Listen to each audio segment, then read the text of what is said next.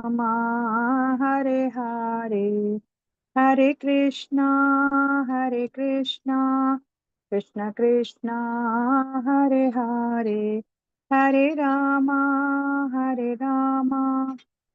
राम राम हरे हरे।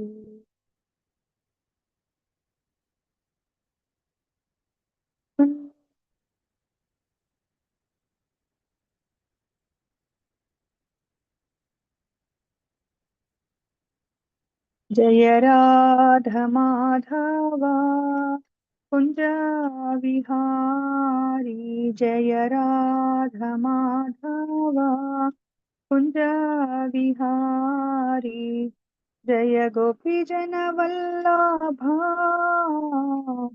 जय गोपी जन वल्लभा, गिरिवरधारी गिरिवरधारी, यशोदनंदन व्रज जनरंजन, यशोदनंदन व्रज जनरंजन, यमुनतीरावनचारी, यमुनतीरावनचारी,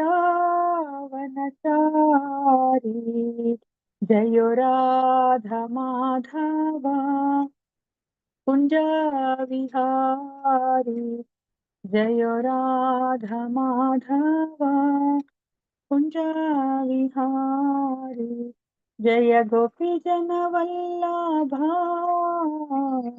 जय गोपी जन वल्लभा, गिरिवरधारी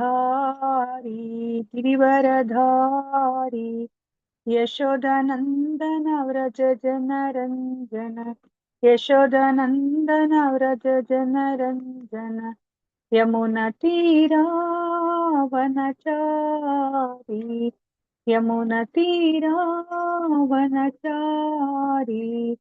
हरे कृष्ण कृष्ण कृष्ण हरे हरे, हरे राम राम राम हरे हरे, हरे कृष्ण कृष्ण कृष्ण हरे हरे, हरे राम राम राम हरे हरे, हरे कृष्ण कृष्ण कृष्ण हरे हरे, हरे राम राम राम हरे हरे, हरे कृष्ण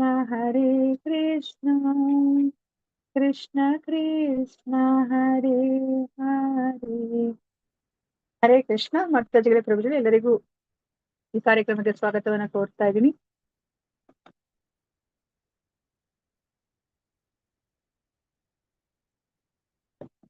ಮತ್ತೆ ನನ್ನ ಧ್ವನಿ ಕೇಳಿಸ್ತಾ ಇದೆಯಾ? ಕೇಳಿಸ್ತಾ ಇದೆ ಮಾತಾಜಿ. ಕೇಳಿಸ್ತಾ ಇದೆ ಮಾತಾಜಿ. ಕೇಳಿಸ್ತಾ ಇದೆ. ಹರೇ ಕೃಷ್ಣ. ಓಂ ನಮೋ ಭಗವತೆ ವಾಸುದೇವಾಯ, ಓಂ ನಮೋ ಭಗವತೆ ವಾಸುದೇವಾಯ, ಓಂ ನಮೋ ಭಗವತೆ ವಾಸುದೇವಾಯ. ಇಸ್ಕಾನ್ ಮಂಗಳೂರು ಶ್ರೀ ಶ್ರೀ ರಾಧಾ ಗೋವಿಂದ ದೇವಸ್ಥಾನದ ವತಿಯಿಂದ ನಡೆಸಿಕೊಡುತ್ತಿರುವ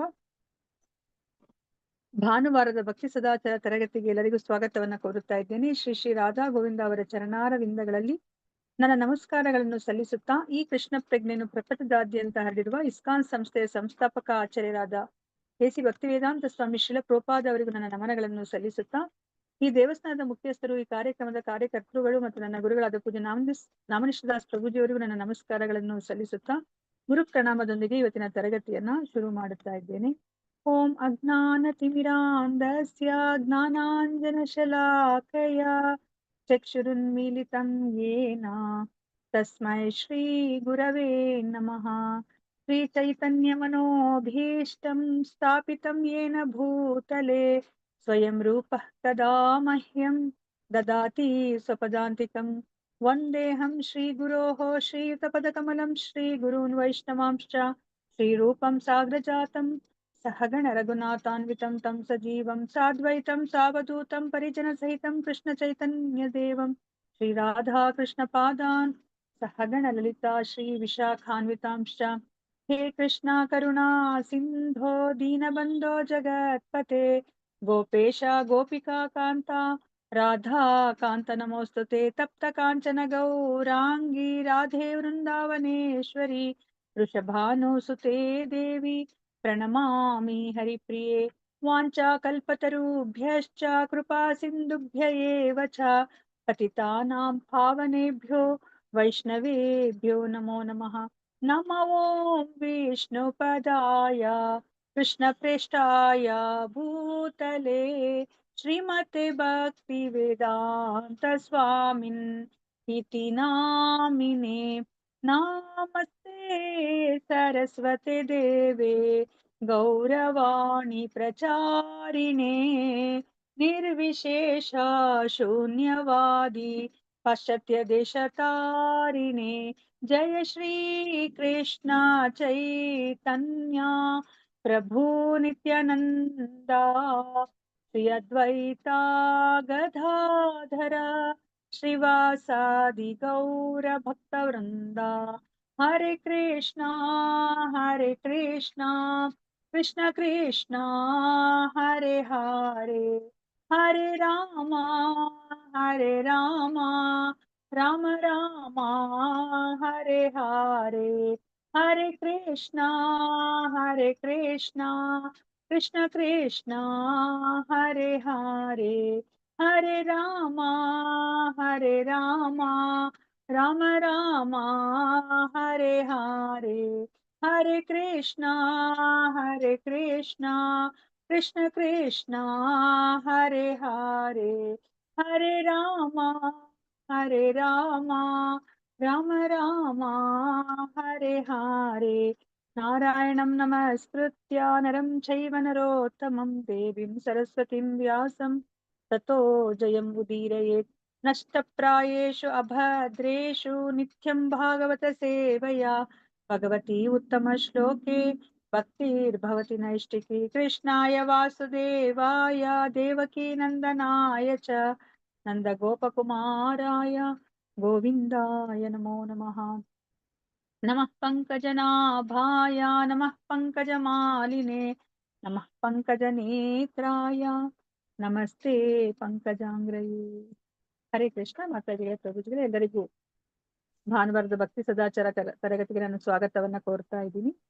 ಸೊ ನಾವ್ ಇವಾಗ ಏನನ್ನ ತಿಳ್ಕೊತಾ ಇದ್ದೀವಿ ಸದಾಚಾರ ತರಗತಿಯಲ್ಲಿ? ಗರ್ಭಸ್ಥ ಕೃಷ್ಣನಲ್ಲಿ ದೇವತೆಗಳ ಪ್ರಾರ್ಥನೆ. ಗರ್ಭಸ್ತುತಿ ಅಲ್ವಾ? ಸೊ ಗರ್ಭಸ್ತುತಿ ಅಂದ್ರೆ ಏನು?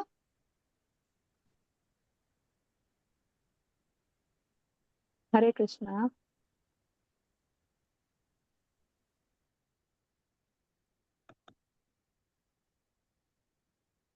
ಹರೇ ಕೃಷ್ಣ. ಗರ್ಭಸ್ತುತಿ ಅಂದ್ರೆ ಏನು? ಏನು ಸ್ತುತಿ ಮಾಡ್ತಾ ಇದಾರೆ? ಯಾರು ಮಾಡ್ತಾ ಇದಾರೆ? ಯಾರಿಗೆ ಮಾಡ್ತಾ ಇದಾರೆ? ಯೋಗಮಯ ದೇವಕಿ 7ನೇ ಮಗುನ ರೋಹಿಣಿ ಗರ್ಭಕ್ಕೆ ಸ್ಥಳಾಂತರಿಸ್ತಾರೆ.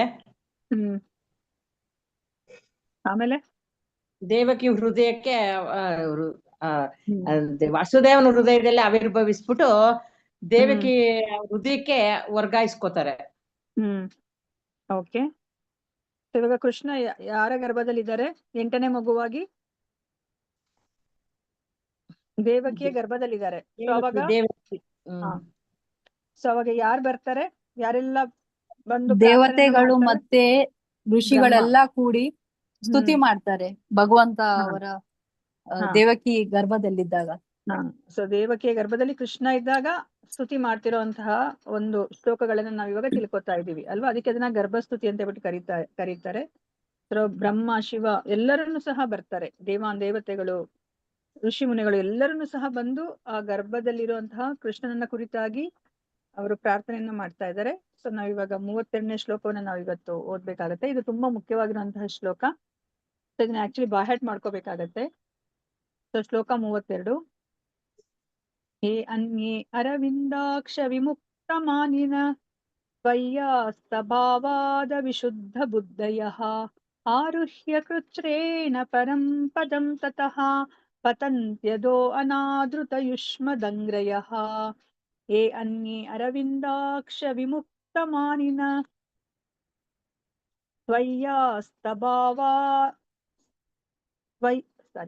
ತ್ವಯ್ಯಸ್ತಭಾವಾದ ವಿಶುದ್ಧ ಬುದ್ಧಯಃ ಆರುಹ್ಯ ಕೃತ್ರೇಣ ಪರಂ ಪದಂ ತತಃ ಪತಂತ್ಯದೋ ಅನಾದೃತ ಯುಷ್ಮದಂಗ್ರಯಃ ಯೇ ಅನ್ಯೇ ಅರವಿಂದಾಕ್ಷ ವಿಮುಕ್ತಮಾನಿನ ತ್ವಯ್ಯಾಸ್ತಭಾವಾದ ವಿಶುದ್ಧ ಬುದ್ಧಯಃ ಆರುಹ್ಯ ಕೃತ್ರೇಣ ಪರಂ ಪದಂ ತತಃ ಪತಂತ್ಯದೋ ಅನಾದೃತ ಯುಷ್ಮದಂಗ್ರಯಃ. ಹರೇ ಕೃಷ್ಣ. ನಾನು ಒಂದು ಲೈನ್ ಅನ್ನ ಹೇಳ್ಕೊಟ್ಟಾದ್ಮೇಲೆ ನೀವು ರಿಪೀಟ್ ಮಾಡಿ ಎಲ್ಲರೂ. ಯೇ ಅನ್ಯೇ ಅರವಿಂದಾಕ್ಷ ವಿಮುಕ್ತಮಾನಿನ ಯೇ ಅನ್ಯ ಅರವಿಂದಾಕ್ಷ ವಿಮುಕ್ತಮಾನಿನ ತ್ವಯ್ಯಾಸ್ತಭಾವಾದ ವಿಶುದ್ಧ ಬುದ್ಧಯಃ ಸ್ವಯಸ್ವಭಾವಾದ ವಿಶುದ್ಧ ಬುದ್ಧಯಃ ಆರುಹ್ಯ ಕೃಚ್ರೇಣ ಪರಂ ಪದಂ ತತಃ ಆರುಹ್ಯ ಕೃಚ್ಛ್ರೇಣ ಪರಂ ಪದಂ ತತಃ ಪತಂತ್ಯದೋ ಅನಾದೃತ ಯುಷ್ಮದಂಗ್ರಯಃ ಪತಂತ್ಯದೋ ಅನಾದೃತ ಯುಷ್ಮದಂಗ್ರಯಃ ಯೇ ಅನ್ಯೇ ಅರವಿಂದಾಕ್ಷ ವಿಮುಕ್ತಮಾನಿನ ಯೇ ಅನ್ಯ ಅರವಿಂದಾಕ್ಷ ವಿಮುಕ್ತಮಾನಿನ ಸ್ವಯಸ್ತಭಾವಾದ ವಿಶುದ್ಧ ಬುದ್ಧಯಃ ಸ್ವಯಸ್ತಭಾವಾದ ವಿಶುದ್ಧ ಬುದ್ಧಯಃ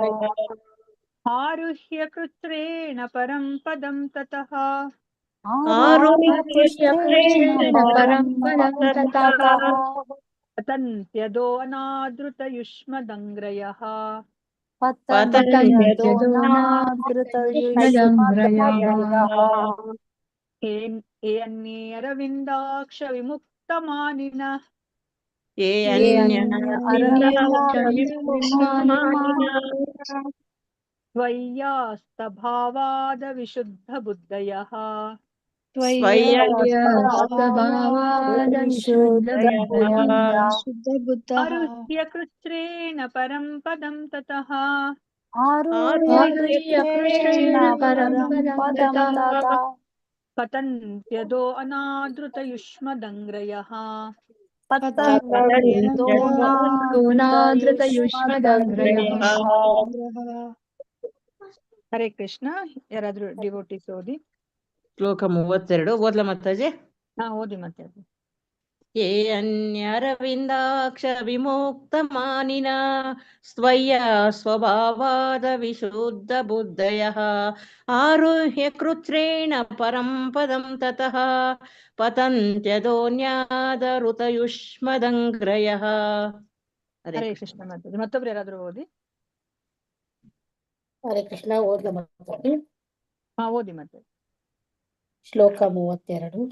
ಏನ ಅರವಿಂದಾಕ್ಷ ವಿಮುಕ್ತಮಾನಿನ ಸ್ತವ್ಯೈಸ್ತಭಾವಾದ ವಿಶುದ್ಧ ಬುದ್ಧಯಃ ಆರುಹ್ಯ ಕೃಚ್ಛ್ರೇಣ ಪರಂ ಪದಂ ತತಃ ಪತಂತ್ಯದೋ ನಾದೃತ ಯುಷ್ಮದಗ್ರಹಃ. ಹರೇ ಕೃಷ್ಣ ಮಾತಾಜಿ. ಮತ್ತೊಬ್ರು ಯಾರಾದ್ರೂ ಓದಿ. ಶ್ಲೋಕ 32. ಹರೇ ಕೃಷ್ಣ ಮಾತಾಜಿ. ಹರೇ ಕೃಷ್ಣ ಪ್ರಭುಜಿ. ಅರವಿಂದಾಕ್ಷ ವಿಮುಕ್ತಮಾನಿನ ಸ್ವಯ್ಯ ಸ್ವಭಾವಾದ ವಿಶುದ್ಧ ಬುದ್ಧಯಃ ಆರುಹ್ಯ ಕೃಚ್ಛ್ರೇಣ ಪರಂ ಪದಂ ತತಃ ಪತಂತ್ಯದೋ ಅನಾದೃತ ಯುಷ್ಮದಂಗ್ರಯಃ.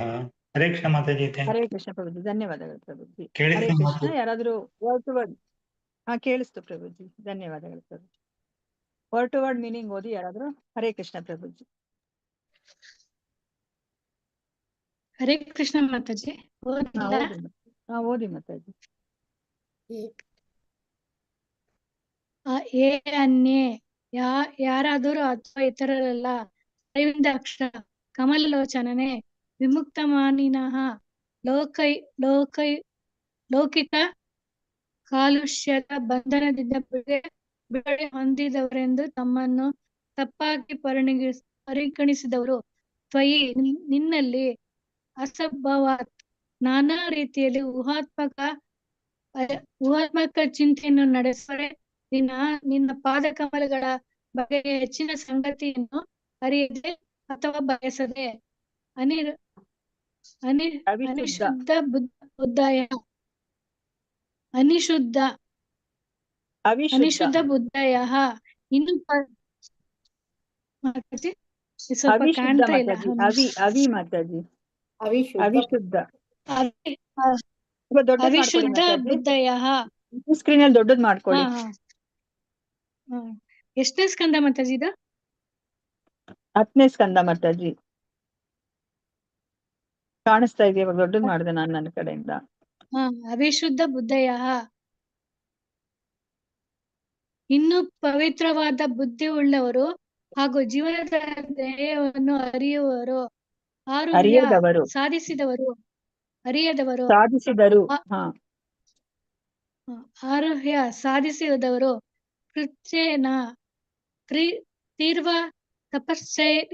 ತಪಶ್ಚರ್ಯ ವ್ರತ ಕಠಿಣ ಪರಿಶ್ರಮಗಳಿಗೆ ಒಳಗಾಗಿರುವುದರಿಂದ ಪರಮ ಪದಂ ಅತ್ಯುನ್ನತ ಸ್ಥಾನವನ್ನು ಅವರ ಕಲ್ಪನೆಗೆ ಮತ್ತು ಊಹಾತ್ಮಕ ಚಿಂತನೆಗೆ ಅನುಗುಣವಾಗಿ ತತಃ ಆ ಸ್ಥಾನದಿಂದ ಪತಂತಿ ಬೀಳುವರು. ಅಂತಹ ಮತ್ತೆ ಕೆಳಗೆ ಲೌಕಿಕ ಅಸ್ತಿತ್ವದಲ್ಲಿ ಅನಾವೃತ ಭಕ್ತಿಯನ್ನು ನಿರ್ಲಕ್ಷಿಸಿ ಯುಷ್ಮತ್ ನಿನ್ನ ಅಂಗ್ರಯ ಪಾದಕಮಲಗಳ. ಹರೇ ಕೃಷ್ಣ ಹರೇ ಮಾತಾಜಿ, ಕೃಷ್ಣ ಮಾತಾಜಿ. ಧನ್ಯವಾದಗಳು. ಧನ್ಯವಾದಗಳು ಮಾತಾಜಿ. ಹರೇ ಕೃಷ್ಣ. ಸೊ ಇಲ್ಲಿ ಯಾರ ಬಗ್ಗೆ ಹೇಳ್ತಾ ಇದ್ದಾರೆ ದೇವತೆಗಳು? ಹರೇ ಕೃಷ್ಣ. ಈ ಶ್ಲೋಕ ಯಾವುದರ ಕುರಿತಾಗಿ ಹೇಳ್ತಾ ಇದ್ದಾರೆ?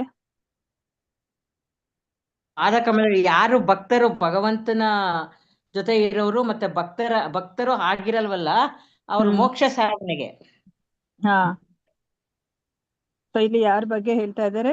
ಮಾಯಾವಾದಿ ಮತ್ತು ನಿರಾಕಾರವಾದಿ. ನಿರಾಕಾರವಾದಿಗಳು, ಶೂನ್ಯವಾದಿಗಳು, ಮಾಯಾವಾದಿಗಳು ಮತ್ತೆ ಅಭಕ್ತರು ಅಂದ್ರೆ ಅವರು ಜ್ಞಾನಿಗಳಾಗಿರ್ತಾರೆ. ಸೊ ಅವ್ರ ಬಗ್ಗೆ ಇಲ್ಲಿ ಹೇಳ್ತಾ ಇದ್ದಾರೆ ದೇವತೆಗಳು ಅಲ್ವಾ? ಅಂದ್ರೆ ಎಸ್ಪೆಷಲಿ ಬ್ರಹ್ಮ ಹೇಳ್ತಾ ಇದ್ದಾರೆ ಈ ಶ್ಲೋಕವನ್ನ ಅಲ್ವಾ? ಸೊ ಇಲ್ಲಿ ಏನನ್ನ ಹೇಳ್ತಾರೆ ತುಂಬಾ ಮುಖ್ಯವಾಗಿ ನಾವ್ ಅರ್ಥ ಮಾಡ್ಕೋಬೇಕಾಗಿರೋದು. ಸೊ ಯಾವಾಗ್ಲೂ ಸಹ ನಾವು ನೋಡ್ತಾನೆ ಇರ್ತೀವಿ ಭಾವಾರ್ಥದಲ್ಲಿ ಪ್ರಭುಪಾದರು ನಮ್ಗೆ ಆ ನಿರಾಕಾರವಾದಿಗಳ ಬಗ್ಗೆ, ಮಾಯಾವಾದಿಗಳ ಬಗ್ಗೆ, ಶೂನ್ಯವಾದಿಗಳ ಬಗ್ಗೆ ಹೇಳ್ತಾನೆ ಇರ್ತಾರೆ ಅಲ್ವಾ? ಸೊ ನಮ್ಗೆ ಅದರದ್ದು ಆ ತೀವ್ರತೆ ಏನು ಅಂತ ಬಿಟ್ಟು ನಮ್ಗೆ ಗೊತ್ತಾಗೋದಿಲ್ಲ. ಯಾಕಂದ್ರೆ ನಾವು ಯಾವ ಜನ್ಮದ ಪುಣ್ಯದಿಂದ ನಾವು ನೇರವಾಗಿ ಈ ಒಂದು ಭಕ್ತಿ ಮಾರ್ಗಕ್ಕೆ ಬಂದ್ಬಿಟ್ಟಿದೀವಿ ಅಲ್ವಾ? ಆದ್ರೆ ಎಷ್ಟೊಂದು ಜನ ಅವರೆಲ್ಲರನ್ನು ಸಹ ಈ ಒಂದು ನಿರಾಕಾರವಾದ ಅಂತ ಏನ್ ಹೇಳ್ತಾರೋ ಆ ಒಂದು ಮಾರ್ಗದಲ್ಲಿ ನಡೀತಾ ಇದ್ದಾರೆ. ಸೊ ಅದಕ್ಕೋಸ್ಕರನೇ ಪ್ರಭುಪಾದರು ಯಾವುದೇ ಒಂದು ಅವಕಾಶ ಬಂದಾಗ, ಆ ಸಂದರ್ಭ ಬಂದಾಗ ಅವ್ರು ಇದ್ರ ಬಗ್ಗೆ ಹೇಳ್ತಾ ಇರ್ತಾರೆ ಅವರು ನಮ್ಗೆ ಅಲ್ವಾ? ಸೊ ನಾವ್ ಇದನ್ನ ಹೇಗೆ ಅರ್ಥ ಮಾಡ್ಕೋಬಹುದು ಅಂತಂದ್ರೆ, ಇವಾಗ ನಾನು ತಿರುಪತಿಗೆ ಹೋಗ್ಬೇಕು ಅಂತ ನಾನು ಅನ್ಕೊಂಡಿದೀನಿ ಅಲ್ವಾ? ನಾನು ಇವಾಗ ತುಂಬಾ ಕಷ್ಟಪಟ್ಕೊಂಡು ನಡ್ಕೊಂಡು ಹೋಗ್ಬೇಕಂತ ಅನ್ಕೊಂಡಿದೀನಿ. ಕಷ್ಟಪಟ್ಕೊಂಡು ನಡ್ಕೊಂಡು ಹೋಗ್ತೀನಿ. ಸೊ ನಾನು ತಿರುಪತಿ ಬಸ್ ಸ್ಟ್ಯಾಂಡ್ ಹೋಗಿದ ತಕ್ಷಣ ನನಗೆ ನಾನು ತಿರುಪತಿಗೆ ಬಂದೆ, ಆಯ್ತು, ನಾನು ನನ್ನ ಗುರಿಯನ್ನ ಮುಟ್ಟಿದೀನಿ ಅಂತ ನಾನು ಅನ್ಕೋತೀನಿ ಅಲ್ವಾ? ಸೊ ಅವಾಗ ಅದು ಸರಿ ಅನ್ಸುತ್ತಾ ನಿಮ್ಗೆ? ಇಲ್ಲ, ದರ್ಶನ ಆಗೋವರೆಗೆ ಆ ಯಾತ್ರೆ ಕಂಪ್ಲೀಟ್ ಆಗುದಿಲ್ಲ ಅಲ್ವಾ? ಸೊ ನಾನು ಇವಾಗ ಆಯ್ತು ಬೆಟ್ಟನೂ ಹತ್ತಿದೀನಿ ಅನ್ಕೊಳ್ಳಿ, ಬೆಟ್ಟನೂ ಹತ್ತಿ ನಾನು ಆ ಮೇಲ್ಗಡೆ ಆ ಜಾಗ ಏನಿದೆ ಆ ಮೇಲ್ಗಡೆ ಅಲ್ಲಿ ಹೋಗಿದ್ದೀನಿ, ನಾನು ರೀಚ್ ಆಗಿದ್ದೀನಿ ನಾನು. ಸೊ ಅವಾಗ ಅದು ಪರಿಪೂರ್ಣತೆ ಅಂತ ಅನ್ಕೋಬಹುದಾ ನಾನು? ಇಲ್ಲ, ಭಗವಂತನ ಇಲ್ಲ ದರ್ಶನ ಅಲ್ವಾ? ಭಗವಂತನ ದರ್ಶನವನ್ನ ನಾವು ಮಾಡ್ಲೇಬೇಕಾಗತ್ತೆ. ನಾನು ಎಷ್ಟು ಹೌದಪ್ಪ ನಾನು ತುಂಬಾ ಕಠಿಣ ಪರಿಶ್ರಮ ಮಾಡ್ಬಿಟ್ಟಿದೀನಿ ಅಂತ ಅನ್ಕೊಂಡ್ರೆ ಸೊ ನಾನು ಗುರಿಯನ್ನ ಸಾಧಿಸ್ದಂಗ ಆಗತ್ತಾ? ಅಥವಾ ಏನೋ ಅದು ನಾನು ಮಾಡಿರುವಂತ ಇಷ್ಟು ಕಠಿಣ ಪರಿಶ್ರಮಕ್ಕೆ ಅದು ಸಫಲತೆನಾ, ಪರಿಪೂರ್ಣವಾದಂತಹ ನನಗೆ ಫಲ ಸಿಕ್ತಾ? ಸಿಗುದಿಲ್ಲ ಮಾತಾಜಿ. ಸಿಕ್ಕಿಲ್ಲ ಅಲ್ವಾ? ಎಷ್ಟು ಕಷ್ಟಪಟ್ಟು ಭಗವಂತನ ನಡ್ಕೊಂಡು ದರ್ಶನ ಹೋಗಿದ್ದೀನಿ ನಾನು ಆಗುವವರೆಗೆ ಆಗುದಿಲ್ಲ. ಅಲ್ವಾ? ನಾನು ಕಠಿಣ ಪರಿಶ್ರಮ ಪಟ್ಟೆ ಅಂದಿದ್ದ ಮಾತ್ರಕ್ಕೆ ನನ್ಗಲ್ಲಿ ಫಲ ಸಿಗ್ತಾ ಇದೆಯಾ? ಇಲ್ಲ ಇಲ್ಲ ಅಲ್ವಾ? ಅದನ್ನ ನಾವಿಲ್ಲಿ ಅರ್ಥ ಮಾಡ್ಕೋಬೇಕಾಗಿರೋದು. ಕಠಿಣ ಪರಿಶ್ರಮ ಪಟ್ಟಿದೀವಿ ಅಂದಿದ ಮಾತ್ರಕ್ಕೆ ಸೊ ನಾವಲ್ಲಿ ಪರಿಪೂರ್ಣ ಗುರಿಯನ್ನ ತಲುಪಿದೀವಿ ಅಂತ ಅಲ್ಲ ಅಲ್ವಾ? ನಾನಲ್ಲಿ ತಿರುಪತಿಯಲ್ಲಿ ಮತ್ತೆ ನಾನು ಕ್ಯೂ ಅಲ್ಲಿ ನಿಂತ್ಕೊಂಡು ಅಲ್ಲಿ ಭಗವಂತನ ದರ್ಶನ ಮಾಡಿದ್ರೆ ಅಷ್ಟೇನೆ ಅಲ್ಲಿ ಪರಿಪೂರ್ಣತೆ ಸಾಧಿಸ್ದಂಗ ಆಗತ್ತೆ. ಸೊ ಇವಾಗ ಇಲ್ಲಿ ಪ್ರಭುಪಾದರು ನಿರಾಕಾರವಾದಿಗಳ ಬಗ್ಗೆ ಹೇಳ್ತಾರೆ. ಸೊ ನಿರಾಕಾರವಾದಿಗಳು ಏನ್ ಮಾಡ್ತಾರೆ, ನಮ್ಗೆ ಭಗವದ್ಗೀತೆ 12ನೇ ಅಧ್ಯಾಯದಲ್ಲಿ ಅರ್ಜುನ ಪ್ರಶ್ನೆನ ಕೇಳ್ತಾರೆ ಕೃಷ್ಣನಿಗೆ ಅಲ್ವಾ? ಸೊ ನಿನ್ನನ್ನ ನಿರಾಕಾರದಲ್ಲಿ ಪೂಜೆ ಮಾಡ್ಬೇಕಾ ಅಥವಾ ಸಾಕಾರದಲ್ಲಿ ಪೂಜೆ ಮಾಡ್ಬೇಕಾ ಅಂತ ಕೇಳ್ತಾರೆ ಅರ್ಜುನ ಅಲ್ವಾ? ಅದಕ್ಕೆ ಕೃಷ್ಣ ಏನ್ ಹೇಳ್ತಾರೆ? ಸಾಕಾರ ರೂಪದಲ್ಲಿ. ಸಾಕಾರ ರೂಪ ಅಂತ ಹೇಳ್ತಾರ? ಸಾಕಾರ ರೂಪ ಅಂತ ಹೇಳ್ತಾರ? ಏನಂತ ಹೇಳ್ತಾರೆ? In the form of Krishna ಅಂತ, ಶ್ಯಾಮಸುಂದರ ರೂಪದಲ್ಲಿ. ಶ್ಯಾಮಸುಂದರ ರೂಪ ಅಂತ ಹೇಳ್ತಾರ. ಕೃಷ್ಣ ಏನ್ ಹೇಳ್ತಾರೆ, ಹೌದು, ಎರಡು ಸಾಕಾರ ರೂಪ ಅಥವಾ ನಿರಾಕಾರ ರೂಪದಲ್ಲಿ ನೀವು ನನಗೆ ಪೂಜೆ ಮಾಡಿದ್ರು ಸಹ ನೀವು ನನ್ನನ್ನು ತಲುಪ್ತೀರಾ ಅಲ್ವಾ. ಆದ್ರೆ ಇಲ್ಲಿ ನಿರಾಕಾರ ಮಾರ್ಗ ಏನಿದೆ ಅದು ತುಂಬಾ ಕಠಿಣ ಅಲ್ವಾ. ಕ್ಲೇಶೋದಿಕತರಸ್ತೇಷಾಂ ಅವ್ಯಕ್ತಾಸಕ್ತ ಚೇತಸಾಂ ಅವ್ಯಕ್ತಾ ಹಿ ಗತಿರ್ ದುಃಖಂ ದೇಹವದ್ಭಿರ ವಾಪ್ಯತೆ ಅಂತ ಹೇಳ್ತಾರೆ ಅಲ್ವಾ. ಹೌದು, ನಾವಿವಾಗ ಬ್ರಹ್ಮಜ್ಯೋತಿ ತನಕನೂ ಹೋಗ್ಬೋದು, ಅಂದ್ರೆ ಆಧ್ಯಾತ್ಮಿಕ ಲೋಕಕ್ಕೆ ಹೋಗ್ತೀವಿ ನಾವು ಇವಾಗ ನಿರಾಕಾರದಲ್ಲಿ ಪೂಜೆ ಮಾಡಿದಾಗ. ನಾವು ಭೌತಿಕ ಪ್ರಪಂಚದಲ್ಲಿ ಇಲ್ಲಿ ಯಜ್ಞ ದಾನ ಧರ್ಮ ಏನಾದ್ರು ಮಾಡಿದ್ರೆ ನಾವು ಈ ಭೌತಿಕ ಪ್ರಪಂಚದಲ್ಲೇ ನಾವು ಅತ್ಯುನ್ನತ ಲೋಕಕ್ಕೆ ಹೋಗ್ಬೋದು.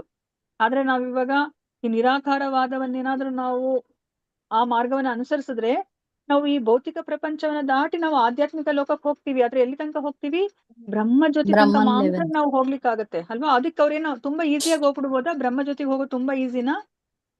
ಇಲ್ಲ, ಕಠಿಣ ಅದು. ಅದನ್ನು ಕಠಿಣನೇ ಅಲ್ವಾ. ಅದು ಭಗವಂತನೇ ಹೇಳ್ತಾ ಇದಾರೆ, ಕ್ಲೇಶೋದಿಕತ ರಸ್ತೇಶಾಂ. ನಾವಾದ್ರೂ ಇಲ್ಲಿ ಪೂಜೆ ಮಾಡಿದಾಗ ನಮ್ಗೆ ಒಂದು ವಿಗ್ರಹವನ್ನ ನೋಡ್ಕೊಂಡು ಪೂಜೆ ಮಾಡ್ತೀವಿ, ಆ ವಿಗ್ರಹಕ್ಕೆ ನಾವು ಸ್ನಾನ ಮಾಡಿಸ್ತೀವಿ, ಅದಕ್ಕೆ ನಾವು ಅಲಂಕಾರ ಮಾಡ್ತೀವಿ ಅಲ್ವಾ. ನಾವು ಅದಕ್ಕೆ ನಾವು ಪ್ರಸಾದವನ್ನ ಅಂದ್ರೆ ಭಕ್ಷ್ಯವನ್ನ ನಾವು ತಿನ್ನಿಸ್ತೀವಿ, ಭಗವಂತನಿಗೆ ಭೋಗವನ್ನ ನಾವು ಅರ್ಪಿಸ್ತೀವಿ, ತಿನ್ನಿಸ್ತೀವಿ ಅಲ್ವಾ. ಅದು ನಮ್ಗೆ ಖುಷಿ ಕೊಡುತ್ತೆ, ತುಂಬಾ ಸಂತೋಷ ಕೊಡುತ್ತೆ. ಇವಾಗ ನಮ್ಮ ಮಗುಗೆ ಹೇಗೆ ನಾವು ಪಾಲನೆ ಪೋಷಣೆ ಮಾಡ್ತೀವೋ ಆತರ ನಾವು ಆ ಒಂದು ಹರೇ ಕೃಷ್ಣ, ಪ್ಲೀಸ್ ಮ್ಯೂಟ್ ಮಾಡ್ಕೊಳ್ಳಿ. ಹರೇ ಕೃಷ್ಣ.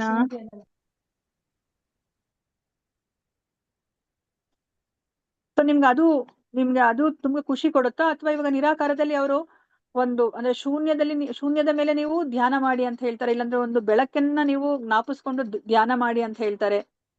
ಸೊ ಆತರ ನಾವು ಒಂದು ಅಥವಾ ನಾವು ಬರೇ ವೇದಾಧ್ಯಯನ ಮಾಡೋದು, ಸೊ ಈ ತರ ಒಂದು ನೀವು ಮಾಡಿದಾಗ ನಿಮ್ಗೆ ಅದು ಹೆಚ್ಚಿನ ಖುಷಿಯನ್ನ ಕೊಡುತ್ತೋ? ಅಥವಾ ಈಗ ನಮ್ಗೆ ಏನ್ ಹೇಳ್ಕೊಟ್ಟಿದ್ದಾರೆ ಈ ನಾರದೀಯ ಪಂಚರಾತ್ರಿಕ ವಿಧಿ ಅಥವಾ ಭಾಗವತ ವಿಧಿ ಏನ್ ಹೇಳ್ಕೊಟ್ಟಿದಾರೋ ಆ ಒಂದು ಮಾರ್ಗ ನಿಮ್ಗೆ ತುಂಬಾ ಸಂತೋಷವನ್ನ ಕೊಡುತ್ತೆ ಅನ್ಸುತ್ತಾ? ಹೌದು ಮಾತಾಜಿ, ಇದು ನಾರದೀಯ ಇದರಿಂದ ಬಂದ ಇದು ಅಲ್ವಾ ಕೊಡ್ತದೆ ನಮ್ಗಿದು ಈ ಸಾಕಾರ ವಿಧಿವಿಧಾನ ರೂಪ. ನಮ್ಗೆ ಈ ವಿಧಿವಿಧಾನ ನಮ್ಗೆ ತುಂಬಾ ಈಸಿ ಅಲ್ವಾ, ತುಂಬಾ ಸಂತೋಷ ಕೊಡುತ್ತೆ ನಮ್ಗೆ ಅದ್ರ ಜೊತೆ. ಆದ್ರೆ ಈ ನಿರಾಕಾರ ಒಂದು ಮಾರ್ಗ ಏನಿದೆ ಅದು ತುಂಬಾ ಕ್ಲೇಶಕರವಾದದ್ದು. ಮತ್ತೆ ನಮ್ಗೆ ದೇಹ ಅಂತ ಒಂದಿದೆ ಅಲ್ವಾ, ದೇಹದಾರಿಗಳಿಗೆ ದೇಹ ಇಲ್ಲ ಅನ್ಕೊಂಡು ನೀವು ಊಹೆ ಮಾಡ್ಕೊಂಡು ಕಲ್ಪನೆ ಮಾಡ್ಕೊಂಡು ನೀವು ಧ್ಯಾನ ಮಾಡೋದೇ ಆಗ್ಲಿ, ಸೊ ನೀವು ಆ ಒಂದು ಮಾರ್ಗವನ್ನ ನೀವು ಫಾಲೋ ಮಾಡೋದೇ ಆಗ್ಲಿ ತುಂಬಾ ಕಷ್ಟ ಆಗತ್ತೆ ಅಲ್ವಾ. ಆದ್ರೆ ಭಗವಂತ ನಮ್ ತರನೇ ಒಬ್ಬ ವ್ಯಕ್ತಿ ಅಂತ ಅನ್ಕೊಂಡ್ರೆ ಅವಾಗ ನಮ್ಗೆ ತುಂಬಾ ಈಸಿ, ಯಾಕಂದ್ರೆ ನಾವು ಬೇಗ ಅದನ್ನ ನಾವು ಏನು ಕಲ್ಪನೆ ಮಾಡ್ಕೋಬಹುದು ಅಲ್ವಾ. ಭಗವಂತನು ಸಹ ನಮ್ ತರನೇ ವ್ಯಕ್ತಿ ಅಂತ ಅನ್ಕೊಳ್ಳೋದು ಈಸಿ ನಮ್ಗೆ. ಇಲ್ಲ ಅಂತ ಅನ್ಕೊಂಡು ನಾವು ಒಂದು ಪೂಜೆಯನ್ನು ಪುನಸ್ಕಾರ ಮಾಡ್ಬೇಕಂದ್ರೆ ತುಂಬಾ ಕಷ್ಟ ಆಗತ್ತೆ ಅಲ್ವಾ. ಸೊ ಭಗವಂತನು ಸಹ ಅದನ್ನೇ ಹೇಳಿರೋದು ನಮ್ಗೆ 12ನೇ ಅಧ್ಯಾಯದಲ್ಲಿ. ಸೊ ಪ್ರಭುಪಾದರು ಸಹ ನಮ್ಗೆ ಅದನ್ನೇ ಅರ್ಥ ಮಾಡಿಸ್ತಾ ಇದಾರೆ. ಹೋಗ್ಲಿ, ಮಾರ್ಗ ಅಂತೂ ಕಠಿಣ ಅಂತ ಗೊತ್ತಾಯ್ತು, ಹೋಗ್ಲಿ ಗುರಿನಾದ್ರೂ ಪರಿಪೂರ್ಣವಾಗಿ ನಾವು ತಲುಪ್ತೀವಾ? ನಾವ್ ಇವಾಗ ನಿರಾಕಾರ ಮಾರ್ಗವನ್ನ ನಾವು ಅಥವಾ ಶೂನ್ಯವಾದ ಮಾರ್ಗವನ್ನ ನಾವು ಅನುಸರಿಸಿದ್ರೆ ಹೋಗ್ಲಿ ಗುರಿನಾದ್ರೂ ಪರಿಪೂರ್ಣ ಇರುತ್ತಾ? ಇಲ್ಲ, ಬ್ರಹ್ಮನ್ ಲೆವೆಲ್ ವರೆಗೆ ರೀಚ್ ಆಗ್ಬೋದು ಅಷ್ಟೇ ಅಲ್ವಾ, ಬ್ರಹ್ಮನ್ ಹಂತ ತನಕ ಮಾತ್ರ ಹೋಗ್ಲಿಕ್ಕೆ ಸಾಧ್ಯ ಅಲ್ವಾ. ನಾನಿವಾಗ ಬರೀ LKG ಓದ್ಬಿಟ್ಟು ನಾನು ಫುಲ್ ಓದ್ಕೊಂಡೆ ಅಂತ ಹೇಳ್ಬಿಟ್ಟು ನಾನು ನಿಮ್ ಹತ್ರ ಹೇಳಿದ್ರೆ ಏನ್ ಅನ್ಸುತ್ತೆ ನಿಮ್ಗೆ? ಅದು ಪರಿಪೂರ್ಣ ಅಂತ ಅನ್ಸುತ್ತಾ? LKG ಇಲ್ಲ. ಆದ್ಮೇಲೆ ಇನ್ನ ಎಷ್ಟೊಂದಿದೆ ಅಲ್ವಾ. ಅಥವಾ ನಾನು ಡಿಗ್ರಿನೇ ಓದ್ಬಿಟ್ಟು ನಾನು ಪರಿಪೂರ್ಣವಾಗಿ ಓದಿದೀನಿ ಅಂದ್ರೆ ಅವಾಗ್ಲೂ ಸಹ ಅದು ಪರಿಪೂರ್ಣತೆ ಅಲ್ಲ ಅಲ್ವಾ. ಮತ್ತೆ ಇನ್ನ PhD ಅಂತ ಇದೆ ಅಲ್ವಾ, ಮಾಸ್ಟರ್ ಡಿಗ್ರಿ ಇದೆ, ಅದ್ರ ಮೇಲೆ PhD ಇದೆ ಅಲ್ವಾ. PhD ಓದಿದ್ರೆ ಅದು ಪರಿಪೂರ್ಣತೆ ಅಂತ ನಾವು ಅನ್ಕೋತೀವಿ ಅಲ್ವಾ. ಅದೇ ತರನೇಲಿ ನಮಗೆ ಗೊತ್ತಿರೋ ಹಾಗೇನೆ ಭಗವಂತನ ನಾವು ಎಷ್ಟು ಹಂತದಲ್ಲಿ ನಾವು ಸಾಕ್ಷಾತ್ಕಾರ ಮಾಡ್ಕೋಬಹುದು? 3 ಲೆವೆಲ್ ಅಲ್ಲಿ, 3 ಹಂತದಲ್ಲಿ ನಾವು ಸಾಕ್ಷಾತ್ಕಾರ 3 ಮಾಡ್ಕೋಬಹುದು. ಹಂತದಲ್ಲಿ. ಯಾವ್ದ್ಯಾವ್ದು? ಬ್ರಹ್ಮನ್ ಲೆವೆಲ್, ಪರಮಾತ್ಮ, ಬ್ರಹ್ಮ, ಪರಮಾತ್ಮ, ಭಗವಾನ್ ಅಲ್ವಾ. ಆ ಶ್ಲೋಕ ಭಗವಾನ್. ಯಾವ್ದದು? ಶ್ಲೋಕ ಬರುತ್ತಲ್ಲ ನಮ್ಗೆ, ಅದನ್ನ ಭಾಗವತಂ 2ನೇ ಕ್ಯಾಂಟದಲ್ಲಿ ಬರುತ್ತೆ ಈ ಶ್ಲೋಕ ಅಲ್ವಾ. ಯಾರಿಗ್ ಬರುತ್ತದು? ಅದೆಲ್ಲರನ್ನು ಬಾಹ್ಯಾಟ್ ಮಾಡ್ಕೋಬೇಕು ಆಕ್ಚುಲಿ. ವದಂತಿ ತತ್ತತ್ವ ವಿದಸ್ತತ್ವಂ ಅಜ್ಞಾನಂ ಅವ್ಯಯಂ ಬ್ರಹ್ಮೇತಿ ಪರಮಾತ್ಮೇತಿ ಭಗವಾನಿತಿ ಶಬ್ದತೆ ಅಲ್ವಾ. ಸೊ 3 ಹಂತದಲ್ಲಿ ಆ ಭಗವಂತನ ನಾವು ಅರ್ಥಕೋಬಹುದು ಅಲ್ವಾ. ಇದನ್ನ ತತ್ವಜ್ಞಾನಿಗಳು ಅವರು ಹೇಳ್ತಾರೆ 3 ಹಂತದಲ್ಲಿ ಈ ಪರಮ ಸತ್ಯನ ನಾವು ತಿಳ್ಕೊಬಹುದು ಅಂತ. ಯಾವ್ಯಾವ್ದು? ಬ್ರಹ್ಮನ್, ಪರಮಾತ್ಮ ಮತ್ತೆ ಭಗವಾನ್. ಸೊ ನಾವು ಭಗವಂತ ಒಬ್ಬ ವ್ಯಕ್ತಿ ಅಂತ ಅರ್ಥಕೊಂಡಾಗ ಅಷ್ಟೇನೆ ನಮ್ಗೆ ಅದು ಆ ಪರಮ ಸತ್ಯನ ನಾವು ಪರಿಪೂರ್ಣವಾಗಿ ತಿಳ್ಕೊಂಡಿದೀವಿ ಅಂತ ಅಲ್ವಾ. ಸೊ ಅದಕ್ಕೆ ನಮ್ಗೆ ಇಲ್ಲಿ ಪ್ರಭುಪಾದರು ಅದನ್ನೇ ಇಲ್ಲಿ ಅರ್ಥ ಮಾಡಿಸ್ತಾರೆ. ಮತ್ತೆ ಇವಾಗ ನಮ್ಗೆ ಗೊತ್ತಿರೋ ಹಾಗೇನೆ ಹಿರಣ್ಯಕಶಿಪು ಎಷ್ಟು ಕಠಿಣ ತಪಸ್ಸನ್ನ ಮಾಡ್ದ ಅಲ್ವಾ. ಸೊ ಯಾರಿಗಾದ್ರೂ ಗೊತ್ತಾ ಹೇಗೆ ತಪಸ್ ಮಾಡ್ದ ಅಂತ ಹೇಳ್ಬಿಟ್ಟು? ಹಿರಣ್ಯಕಶಿಪು ಒಂದು ಕಾಲಲ್ಲಿ ನಿಂತ್ಕೊಂಡು ಒಂದು ಕಾಲಲ್ಲಿ ನಿಂತ್ಕೊಂಡು ಅವನು ವರ್ಷ ಸಾವಿರ ಗಟ್ಟಲೆ ವರ್ಷ ಸಾವಿರ ವರ್ಷಗಟ್ಲೆ ಅವ್ನು ತಪಸ್ ಮಾಡ್ದ. ಅಲ್ವಾ ಅವಾಗ ಏನಾಯ್ತು, ಅವನ ದೇಹ ಎಲ್ಲನೂ ಸಹ ಆ ಇರುವೆಗಳು ತಿನ್ಕೊಂಡ್ಬಿಟ್ಟು ಬರೇ ಅವನು ಎಲುಬಿನ ಗೂಡಾದ ಅಲ್ವಾ. ಮತ್ತೆ ಅವನ ಆ ಕಠಿಣ ತಪಸ್ಸಿಗೆ ಏನಾಯ್ತು, ಅವನ ತಲೆ ಮೇಲಿಂದ ಆ ಒಂದು ಅಗ್ನಿ ಉತ್ಪತ್ತಿಯಾಗಿ ಇಡೀ ಲೋಕಗಳನ್ನೇ ಅದು ಸುಡೋದು, ಸುಡೋ ಹಂಗೆ ಶುರುವಾಗೋಯ್ತು ಅಲ್ವಾ. ಅದರ ಶಾಖದಿಂದ ಎಲ್ಲರೂ ತತ್ತರಿಸಿ ಹೋಗ್ತಾರೆ. ಇಷ್ಟು ಉಗ್ರವಾದ ತಪಸ್ಸನ್ನ ಮಾಡ್ದ ಅಲ್ವಾ. ಅವನೇನಾದ್ರೂ ಅಂದ್ರೆ ಈಸಿಯಾಗಿ ಏನಾದ್ರು ಮಾಡದ್ನ, ಎಷ್ಟು ಕಠಿಣವಾದಂತಹ ಒಂದು ತಪಸ್ಸನ್ನ ಮಾಡ್ದ ಅಲ್ವಾ. ಸೊ ಅವನು ಹೋಗ್ಲಿ ಅಂತ ಕಠಿಣ ಆದಿಯನ್ನ ಅವನು ಅನುಸರಿಸೋದಿಕ್ಕೆ ಪರಿಪೂರ್ಣ ಗುರಿಯನ್ನ ಅವನು ತಲುಪ್ತಾನ? ಇಲ್ಲ ಅಲ್ವಾ. ಅದನ್ನೇ ನಮ್ಗೆ ಇಲ್ಲಿ ಅರ್ಥ ಮಾಡಿಸ್ತಾ ಇದ್ದಾರೆ ಅಲ್ವಾ. ನಾವ್ ಏನೇ ಮಾರ್ಗವನ್ನ ನಾವು ತಗೊಂಡ್ರು ಸಹ ನಾವ್ ಅದಕ್ಕೆ ಭಕ್ತಿ ಅಂತ ಇಲ್ದಲೇ ಇದ್ರೆ ಅದು ಅಪರಿಪೂರ್ಣ ಅಂತ ಹೇಳ್ಬಿಟ್ಟು ನಮ್ಗೆ ಅರ್ಥ ಮಾಡಿಸ್ತಾ ಇದ್ದಾರೆ ಪ್ರಭುಪಾದರು. ಇದು ಅಷ್ಟು ಮುಖ್ಯವಾದಂತಹ ಶ್ಲೋಕ. ನೀವೇನೇ ಮಾಡಿ ನಾನು ಎಷ್ಟು ಕಠಿಣವಾಗಿ ಎಲ್ಲವನ್ನ ಮಾಡ್ದೆ, ನಾನು ಎಷ್ಟು ದಾನ ಧರ್ಮ ಮಾಡ್ದೆ, ನನ್ನ ಸರ್ವಸ್ವವನ್ನು ಅರ್ಪಿಸ್ದೆ ಅಂತ ಹೇಳ್ಬಿಟ್ಟು ನೀವು ವೇದಾಧ್ಯಯನ ಮಾಡಿದೆ, ನಾನು ಹಗಲು ರಾತ್ರಿ ವೇದಾಧ್ಯಯನ ಮಾಡ್ದೆ ಅಂತ ಹೇಳ್ಬಿಟ್ಟು ನೀವ್ ಏನನ್ನಾದ್ರೂ ಹೇಳಿ ಕಠಿಣವಾಗಿ ನಾನು ಮಾಡ್ದೆ ಅಂತ, ಅದರಲ್ಲಿ ಭಕ್ತಿ ಅನ್ನೋದಿಲ್ಲ, ನೀವು ಭಗವಂತನ ಪಾದ ಕಮಲಗಳಿಗೆ ಶರಣಾಗಿಲ್ಲ ಅಂತಂದ್ರೆ ಎಲ್ಲವೂ ಸಹ ಶೂನ್ಯವಾಗ್ಬಿಡುತ್ತೆ ಅಲ್ವಾ. ಇವಾಗ ಬ್ರಹ್ಮನ್ ಹಂತ ತನಕ ಹೋದವ್ರು ಸಹ ಅಲ್ಲಿ ಇರ್ಲಿಕ್ಕಾಗತ್ತಾ? ಬ್ರಹ್ಮನ್ ಹಂತದಲ್ಲಿ ಹೋದವರು ಇಲ್ಲ, ಹೆಚ್ಚು ಸಮಯ ಇರ್ಲಿಕ್ಕಾಗೋದಿಲ್ಲ. ಯಾಕೆ ಇರ್ಲಿಕ್ಕಾಗೋದಿಲ್ಲ? ಹೆಚ್ಚು ಸಮಯ ಬ್ರಹ್ಮನಲ್ಲಿ ಅಲ್ಲಿ ಏನು ಪ್ರಾಬ್ಲಮ್ ಇಲ್ಲ. ಅಲ್ಲೂ ಸಹ ನಮ್ಗೆ ಜನ್ಮ ಮೃತ್ಯು ಜರಾ ವ್ಯಾಧಿ ಏನು ಇಲ್ಲ, ನಾವು ಶಾಂತಿಯಿಂದ ಇರ್ಬೋದು. ಯಾಕೆ ಅಲ್ಲಿ ನಾವ್ ಇರ್ಲಿಕ್ಕಾಗಲ್ಲ ಹೆಚ್ಚು ದಿನ ಆ ಬ್ರಹ್ಮ ಜ್ಯೋತಿಯಲ್ಲಿ? ಯಾಕಂದ್ರೆ ನಾವು ಏನಾದ್ರೇನು ಮಾಡ್ಲೇಬೇಕು, ನಮ್ಗೆ ಸೇವೆ ನಮ್ಮ ಅಲ್ವಾ. ಜೀವೇರ ಸ್ವರೂಪ ಹಾಯ್, ನಮ್ಮ ಸ್ವರೂಪ ಏನು? ಜೀವೇರ ಸ್ವರೂಪ ಹಾಯ್ ಕೃಷ್ಣೇರ ನಿತ್ಯದಾಸ. ನಮ್ಗೆ ಅಲ್ಲಿ ಸೇವೆ ಮಾಡ್ತಾ ಇಲ್ಲ ಅಂದ್ರೆ ನಾವು ಸಂತೋಷವಾಗಿರ್ಲಿಕ್ಕೆ ಸಾಧ್ಯನೇ ಇಲ್ಲ ಅಲ್ವಾ. ಸೊ ನಮ್ಗೆ ಅವಾಗ ಏನಾಗತ್ತೆ, ಅಲ್ಲಿ ಕೃಷ್ಣನನ್ನ ನಾವು ಇವಾಗ ನಂಬ್ತಾ ಇಲ್ಲ, ಒಬ್ಬ ವ್ಯಕ್ತಿ ಅಂತ ನಂಬ್ತಾ ಇಲ್ಲ, ಕೃಷ್ಣನ ಸೇವೆಯನ್ನ ಮಾಡ್ಬೇಕು ಅಂತ ನಾವು ಅರ್ಥ ಮಾಡ್ಕೊಂಡಿಲ್ಲ ಅಲ್ವಾ, ನಮ್ಮ ಸ್ಥಾನ ಏನು ಅಂತ ಅರ್ಥ ಮಾಡ್ಕೊಂಡಿಲ್ಲ. ಅವಾಗ ಏನಾಗತ್ತೆ, ಆ ಬ್ರಹ್ಮ ಜ್ಯೋತಿಯಿಂದ ನಾವು ಕೆಳಗಡೆ ಜಾರ್ತೀವಿ, ನಾವು ಮತ್ತೆ ಈ ಭೌತಿಕ ಪ್ರಪಂಚಕ್ಕೆ ಬರ್ತೀವಿ. ಭೌತಿಕ ಪ್ರಪಂಚಕ್ಕೆ ಬಂದು ಲೋಕ ಕಲ್ಯಾಣ ಸೇವೆಗಳಲ್ಲಿ ನಮ್ಮನ್ನ ನಾವು ತೊಡಗಿಸ್ಕೊತೀವಿ ಅಲ್ವಾ. ಸೊ ಅದಕ್ಕೋಸ್ಕರ ನಮ್ಗೆ ಏನ್ ಹೇಳ್ತಾರೆ, ಸೊ ನಾವ್ ಈ ಭಕ್ತಿ ಮಾರ್ಗವನ್ನೇ ನಾವು ಅನುಸರಿಸ್ಬೇಕು ಅಂತ ನಮ್ಗೆ ಇಲ್ಲಿ ಪ್ರಭುಪಾದರು ಅರ್ಥ ಮಾಡಿಸ್ತಾರೆ. ಸೊ ಅದನ್ನ ನಾವು ನೋಡೋಣಂತೆ ಈಗ. ಅನುವಾದ ಅನುವಾದ ಮತ್ತು ಭಾವಾರ್ಥ ಶಿಲಪ್ರಭುಪಾದವರಿಂದ. ಶಿಲಪ್ರಭುಪಾದವರಿಗೆ ಜಯವಾಗಲಿ. ಯಾರಾದ್ರೂ ಓದಿ. ಆದ್ರೆ ಇಲ್ಲಿ ಇನ್ನೊಂದು ಏನು ಪ್ರಾಬ್ಲಮ್ ಅಂತಂದ್ರೆ, ಈ ತರ ಈ ಮಾರ್ಗಗಳನ್ನ ಅನುಸರಿಸ್ತಾರಲ್ಲ ನೋಡಿ, ಇವಾಗ ಎಷ್ಟು ಕಠಿಣ, ನಾನು ಎಷ್ಟು ಕಷ್ಟಪಟ್ನಪ್ಪ, ನನಗೆ ಪರಿಪೂರ್ಣ ಗುರಿ ಸಿಕ್ಕಿದೆ ಅಂತ ಹೇಳ್ಬಿಟ್ಟು ಅವರು ಭಾವಿಸ್ತಾರೆ. ಯಾರೆಲ್ಲ ಈ ನಿರಾಕಾರವಾದಿಗಳು, ಶೂನ್ಯವಾದಿಗಳು, ಮಾಯಾವಾದಿಗಳು ಇರ್ತಾರಲ್ಲ, ಅವ್ರೇನ್ ಯೋಚನೆ ಮಾಡ್ತಾರೆ, ಅವ್ರ ಮಾರ್ಗ ಏನ್ ಅನುಸರಿಸ್ತಾ ಇದಾರೋ ಅದು ಸರಿಯಾದ ಮಾರ್ಗ, ಮತ್ತೆ ಅದ್ ಏನು ಗುರಿಯನ್ನ ತಲುಪಿದಾರೋ ಅದು ಪರಿಪೂರ್ಣವಾದ ಗುರಿ ಅಂತ ಹೇಳ್ಬಿಟ್ಟು ಅವ್ರು ಭಾವಿಸ್ತಾರೆ, ಅವರು ಭ್ರಾಂತಿಗೆ ಒಳಗಾಗ್ತಾರೆ ಅಲ್ವಾ. ಸೊ ಇದು ಇನ್ನೂ ಸಹ ಒಂದು ಏನ್ ಹೇಳ್ತಾರೆ, ಒಂದು ಹೀನಾಯವಾದಂತಹ ಒಂದು ಸ್ಥಿತಿ ಆಗೋಗುತ್ತೆ ಅಲ್ವಾ. ಸೊ ಅದನ್ನ ನಮ್ಗಿಲ್ಲಿ ಅರ್ಥ ಮಾಡಿಸ್ತಾ ಇದ್ದಾರೆ. ಹರೇ ಕೃಷ್ಣ. ಯಾರಾದ್ರೂ ಓದಿ ಅನುವಾದ. ಓದಿ ಮಾತಾಡಿ. ಓದಿ ಮಾತಾಡಿ. ಅನುವಾದ. ಯಾವಾಗಲೂ ಭಗವಂತನ ಪಾದಕಮಲಗಳಲ್ಲಿ ಆಶ್ರಯವನ್ನು ಪಡೆಯುವ ಭಕ್ತರ ಹೊರತಾಗಿ ಭಕ್ತರಲ್ಲದವರಾಗಿಯೂ ಮೋಕ್ಷ ಸಾಧನೆಗಾಗಿ ಬೇರೆ ಬೇರೆ ಪ್ರಕ್ರಿಯೆಗಳನ್ನು ಕೈಗೊಂಡಿರುವವರಿದ್ದಾರೆ ಎಂದು ಕೆಲವರು ಹೇಳಬಹುದು. ಅವರಿಗೇನು ಗತಿ? ಈ ಪ್ರಶ್ನೆಗೆ ಉತ್ತರವಾಗಿ ಬ್ರಹ್ಮನು ಮತ್ತು ಇತರ ದೇವತೆಗಳು ಹೀಗೆಂದರು. ಹೇ ಕಮಲಾಕ್ಷನಾದ ಪ್ರಭುವೇ, ಭಕ್ತರಲ್ಲದವರು ಅತ್ಯಂತ ಉನ್ನತ ಸ್ಥಾನವನ್ನು ಗಳಿಸುವುದಕ್ಕಾಗಿ ಕಠಿಣ ವ್ರತಗಳನ್ನು ಮತ್ತು ತಪಸ್ಸುಗಳನ್ನು ಆಚರಿಸಿ ತಾವು ಮುಕ್ತರಾದರೆಂದು ಭಾವಿಸಬಹುದಾದರೂ ಅವರ ಬುದ್ಧಿ ಮಲಿನವಾಗಿರುತ್ತದೆ. ನಿನ್ನ ಪಾದಕಮಲಗಳ ಬಗೆಗೆ ಅವರಿಗೆ ಆಧಾರವಿಲ್ಲದಿದ್ದರಿಂದ ಅವರು ತಮ್ಮ ಕಾಲ್ಪನಿಕವಾದ ಅತ್ಯುನ್ನತ ಸ್ಥಾನದಿಂದ ಪತನಗೊಳ್ಳುವರು. ಹರೇ ಕೃಷ್ಣ. ಮಾತಾಜಿ ಇಲ್ಲಿ ಏನ್ ಹೇಳ್ತಾ ಇದ್ದಾರೆ ಮಾತಾಜಿ? ಇಲ್ಲಿ ಭಕ್ತರ ಅಲ್ಲದ ಅಂದ್ರೆ ಭಗವಂತನ ಇದು ಪಾದಕಮಲಗಳ ಬಗ್ಗೆ ಅಂದ್ರೆ ಭಗವಂತನ ಬಗ್ಗೆ ತಿಳಿದೀರಾ, ಭಕ್ತರ ಅಲ್ದಿರ ಇರೋರು ಈ ತರ ಎಲ್ಲ ಮಾಡ್ತಾರೆ, ಅವ್ರು ಭಕ್ತರ ಅಲ್ಲದಿರೋ ಮೋಕ್ಷ ಸಾಧನೆಗೋಸ್ಕರ ಈ ತರ ಮಾಡ್ತಾರೆ ಅಂತ ಅರ್ಥ ಆಯ್ತು ಮಾತಾಜಿ. ಅಲ್ವಾ. ಭಕ್ತರಲ್ಲದೆ ಭಗವಂತನ ಬಗ್ಗೆ ಅವರು ಸಹ ಮೋಕ್ಷ ಅಂದ್ರೆ ಅವ್ರಿಗೆ ಯಾರಿಗೂ ಸಹ ಈ ದೇಹ ಬೇಡ ಅಲ್ವಾ. ಈ ದೇಹದ ಬಂಧನದಿಂದ ಹೊರಗಡೆ ಬರ್ಬೇಕು ಅಂತಾನೆ ಎಲ್ಲರಿಗೂ ಇಚ್ಛೆ ಇದೆ ಅಲ್ವಾ.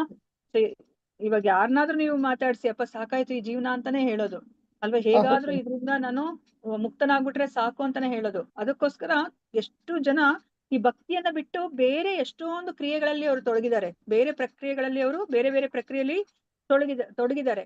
ಅವ್ರ ಗತಿ ಏನಪ್ಪಾ ಅಂತ ಹೇಳ್ಬಿಟ್ಟು ಯಾರಾದ್ರೂ ಪ್ರಶ್ನೆ ಮಾಡ್ಬೋದು. ಆ ಪ್ರಶ್ನೆಗೆ ಇಲ್ಲಿ ಬ್ರಹ್ಮ ಮತ್ತೆ ದೇವತೆಗಳು ಇಲ್ಲಿ ಉತ್ತರವನ್ನ ಕೊಡ್ತಾ ಇದ್ದಾರೆ. ಏನಂತ ಹೇಳ್ತಾ ಇದ್ದಾರೆ, ಭಗವಂತನಿಗೆ ಹೇಳ್ತಾ ಇದ್ದಾರೆ, ಭಗವಂತ ನಿನ್ನ ಭಕ್ತರಲ್ಲದವರು ಅವ್ರು ಏನ್ ಮಾಡ್ತಾರೆ, ಉನ್ನತ ಸ್ಥಾನವನ್ನ ಗಳಿಸೋದಕ್ಕೋಸ್ಕರ ಕಠಿಣ ವ್ರತ ಮತ್ತೆ ತಪಸ್ಸುಗಳನ್ನ ಆಚರಿಸ್ಬಿಟ್ಟು ಅವ್ರೇನು ಯೋಚನೆ ಮಾಡ್ತಾರೆ, ನಾವು ಮುಕ್ತರಾಗ್ಬಿಟ್ವಪ್ಪ ಅಂತ ಹೇಳ್ಬಿಟ್ಟು ಅವರು ಭಾವಿಸ್ತಾರೆ. ಆದ್ರೆ ಅವರ ಬುದ್ಧಿ ಮಲಿನವಾಗಿರುತ್ತೆ. ಯಾಕಂದ್ರೆ ಇವಾಗ ನೋಡಿ ಬುದ್ಧಿ ಅಂತ ಹೇಳ್ತಾ ಇದಾರೆ ಅಲ್ವಾ, ಇವಾಗ ನಾವು ಮನಸ್ಸು ಮಲಿನ ಅಂತ ಹೇಳ್ತೀವಿ, ಹೃದಯ ಮಲಿನ ಅಂತ ಹೇಳ್ತೀವಿ, ಮತ್ತೆ ನಮ್ಮ ಕಾರ್ಯಗಳು ಮಲಿನ ಇರ್ಬೋದು ಅಲ್ವಾ. ಇಲ್ಲಿ ಬುದ್ಧಿ ಮಲಿನ ಅಲ್ವಾ, ಇವರ ಬುದ್ಧಿ ಏನಿದೆ, ಅವ್ರೇನ್ ಯೋಚನೆ ಮಾಡ್ತಿದ್ದಾರೆ, ದೇವ್ರು ನಾನೇ ದೇವ್ರು ಅಂತ ಯೋಚನೆ ಮಾಡ್ತಾ ಇದ್ದಾರೆ ಅಲ್ವಾ. ಸೊ ನಮ್ಗೆ ಈ ದೇಹ ಇರೋ ತನಕ ನಾನು ಇವಾಗ ಈ ಒಂದು ಮಾಯೆಗೆ ಒಳಗಾಗಿದ್ದೀನಿ, ಈ ದೇಹ ನಾನು ತಿಳಿಸಿದ ತಕ್ಷಣ ನಾನೇನಾಗ್ತೀನಿ, ನಾನು ಸಹ ದೇವ್ರಾಗ್ಬಿಡ್ತೀನಿ ಅಂತ ಹೇಳ್ಬಿಟ್ಟು ಅದು ಬುದ್ಧಿ ಮಲಿನ ಅಲ್ವಾ. ಸೊ ಮಲಿನವಾದಂತಹ ಬುದ್ಧಿ. ಇವಾಗ ನಮ್ಮ ಮನೆಯಲ್ಲಿ ಯಾರಾದ್ರೂ ಕೆಲಸದವ್ರು ಇದ್ದಾಗ ಅವರು ನಮ್ಮ ವಸ್ತುಗಳನ್ನ ಉಪಯೋಗಿಸಿದಾಗ ನಾವ್ ಏನ್ ಹೇಳ್ತೀವಿ, ಅವ್ರ ಕೈ ಶುದ್ಧ ಇಲ್ಲಪ್ಪ ಅಂತ ಹೇಳ್ತೀವಿ ಅಲ್ವಾ. ಸೊ ಮಾತಲ್ಲೂ ಅಷ್ಟೇ, ಇವಾಗ ಯಾರಾದ್ರೂ ನಮ್ಮ ವಸ್ತುವನ್ನ ಅವ್ರ ವಸ್ತು ಅಂತ ಹೇಳ್ಬಿಟ್ಟು ಪರಿಗಣಿಸ್ತಿದ್ದಾರೆ ಅಂತ ಗೊತ್ತಾದಾಗ ಅವ್ರ ಮಾತನು ಸಹ ಶುದ್ಧ ಇಲ್ಲ, ಕೈ ಬಾಯಿ ಶುದ್ಧ ಇಲ್ಲ ಅಂತ ನಾವು ಹೇಳ್ತೀವಿ ಅಲ್ವಾ. ಇಲ್ಲಿ ಏನಾಗಿದೆ, ಬುದ್ಧಿ ಮಲಿನ ಬುದ್ಧಿ. ಯಾಕೆ ಅಂತಂದ್ರೆ ಅವರು ತಮ್ಮನ್ನೇ ತಾವ್ರು ದೇವರಿಗೆ ಅವರು ಹೋಲಿಸ್ಕೊತಾ ಇದಾರೆ, ನಾವು ದೇವರೇ ಆಗ್ಬಿಡ್ತೀವಿ ಅಂತ ಅಲ್ವಾ. ಸೊ ಇವಾಗ ಕೃಷ್ಣ ಏನಂತ ಹೇಳಿದಾರೆ 7ನೇ ಅಧ್ಯಾಯದಲ್ಲಿ, ನಮ್ಗೆ 7ನೇ ಅಧ್ಯಾಯದಲ್ಲಿ ಏನ್ ಹೇಳಿದ್ದಾರೆ, 7.7 ಅನ್ಸುತ್ತೆ. ಸೊ ಅದ್ರಲ್ಲಿ ಏನಂತ ಹೇಳಿದ್ದಾರೆ, ಮತ್ತ ಪರತರಂ ನಾಣ್ಯತ್ ಎಲ್ಲ ನನ್ನ ಬಿಟ್ಟು ಬೇರೆ ಸತ್ಯ ಇಲ್ಲ, ನಾನೇ ಸತ್ಯ ಅಂತ ಹೇಳಿದ್ದಾರೆ ಮತ್ತೆ. ಅಲ್ವಾ, ಅವರೇ ಹೇಳಿದ್ದಾರೆ ಈಗ. ಸೊ ಇವಾಗ ನಾವು ದೇವರಾಗ್ಲಿಕ್ಕೆ ಸಾಧ್ಯ ಆಗತ್ತಾ, ಇಲ್ಲ ಮಾತಾಜಿ ಆಗಲ್ಲ. ಮತ್ತೆ ಇನ್ನ ಒಂದು ಶ್ಲೋಕನು ಹೇಳಿದ್ದಾರೆ ಕೃಷ್ಣ, ಮಮೈವಾಂಶೋ ಜೀವಲೋಕೆ ಜೀವಭೂತ ಸನಾತನಃ ಅಂತ ಹೇಳಿದ್ದಾರೆ ಅಲ್ವಾ. ನಾವೆಲ್ಲನೂ ಸಹ ಏನಂತ ಹೇಳಿದ್ದಾರೆ ಭಗವಂತ, ಎಲ್ಲ ಜೀವರಾಶಿ ಭಗವಂತನ ಅಂಶಗಳು. ಅಂಶ ಅಂತ ಹೇಳಿದ್ದಾರೆ ಅಲ್ವಾ. ನನ್ನ ಅಂಶಗಳೆಲ್ಲನೂ ಸಹ ದೇವ್ರು ಅಂತ ಅವ್ರು ಯಾವತ್ತೂ ಹೇಳಿಲ್ಲ ಅಲ್ವಾ. ಸೊ ಅವರೆಲ್ಲ ಸಹ ನನ್ನ ಒಂದು ಚಿಕ್ಕ ಚಿಕ್ಕ ಅಂಶ ಅಂತ ಹೇಳಿದ್ದಾರೆ ಅವರು ಅಲ್ವಾ. ಗುಣದಲ್ಲಿ ಮಾತ್ರ ನಾವು ಒಂದೇ, ನಾವು ಯಾವಾಗ್ಲೂ ಪ್ರಮಾಣದಲ್ಲಿ ನಾವು ಅಜಗಜಾಂತರ ವ್ಯತ್ಯಾಸ ಇದೆ.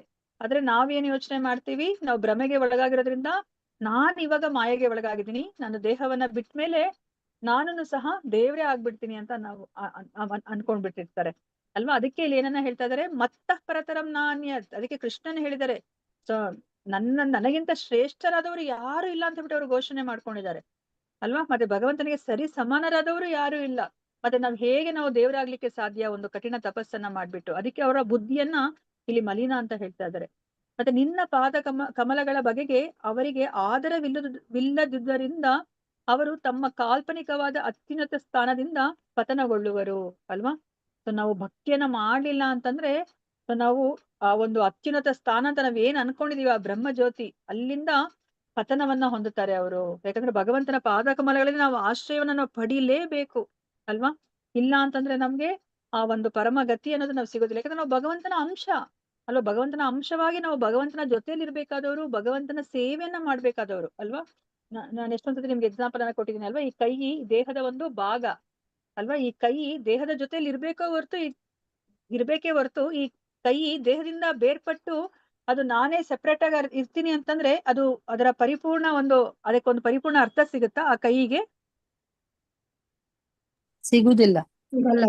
ನೋಡ್ಲಿಕ್ಕೆ ಕೈ ತರ ಇರ್ಬೋದು ಅಲ್ವಾ, ಅದಕ್ಕೆ ಯಾವುದೇ ಒಂದು ಅರ್ಥನೇ ಇಲ್ಲ, ಅದರ ಒಂದು ಅಸ್ತಿತ್ವಕ್ಕೆ, ಅದರ ಇರುವಿಕೆಗೆ ಏನೇ ಒಂದು ಅರ್ಥ ಇಲ್ಲ. ಅದು ಕೈ ಈ ದೇಹಕ್ಕೆ ಜೋಡಿಸ್ಕೊಂಡಿರ್ಬೇಕು, ಅದರ ಸಂಪರ್ಕದಲ್ಲಿರ್ಬೇಕು ಅಲ್ವಾ. ಅದೇ ತರ ನಾವು ಸಹ ಭಗವಂತನ ಸಂಪರ್ಕದಲ್ಲಿದ್ದು ನಾವು ಭಗವಂತನ ಸೇವೆಯನ್ನ ಮಾಡ್ಬೇಕು, ಅವಾಗಷ್ಟೇ ಅದು ಪರಿಪೂರ್ಣ ಆಗುತ್ತೆ. ಇಲ್ಲಿ ಈ ನಿರಾಕಾರವಾದಿಗಳು ಯಾರು ಭಕ್ತರಲ್ವೋ ಅವರು ಭಗವಂತನ ಆ ಪಾದ ಕಮಲಗಳಲ್ಲಿ ಅವ್ರಿಗೆ ಯಾವುದೇ ಒಂದು ಗೌರವವಿಲ್ಲ, ಆದರ ಅನ್ನೋದು ಇಲ್ಲ ಅವ್ರಿಗೆ.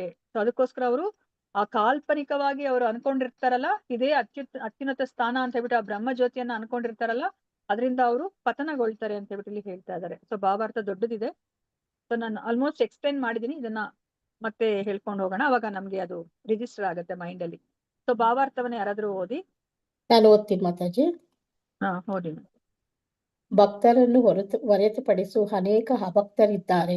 ಅವರನ್ನು ಕರ್ಮಿಗಳು, ಜ್ಞಾನಿಗಳು ಅಥವಾ ಯೋಗಿಗಳು, ಪರೋಪಕಾರಿಗಳು, ರಾಜಕಾರಣಿಗಳು, ನಿರಾಕಾರವಾದಿಗಳು ಮತ್ತು ಶೂನ್ಯವಾದಿಗಳು ಎಂದು ತಿಳಿಯಲಾಗಿದೆ.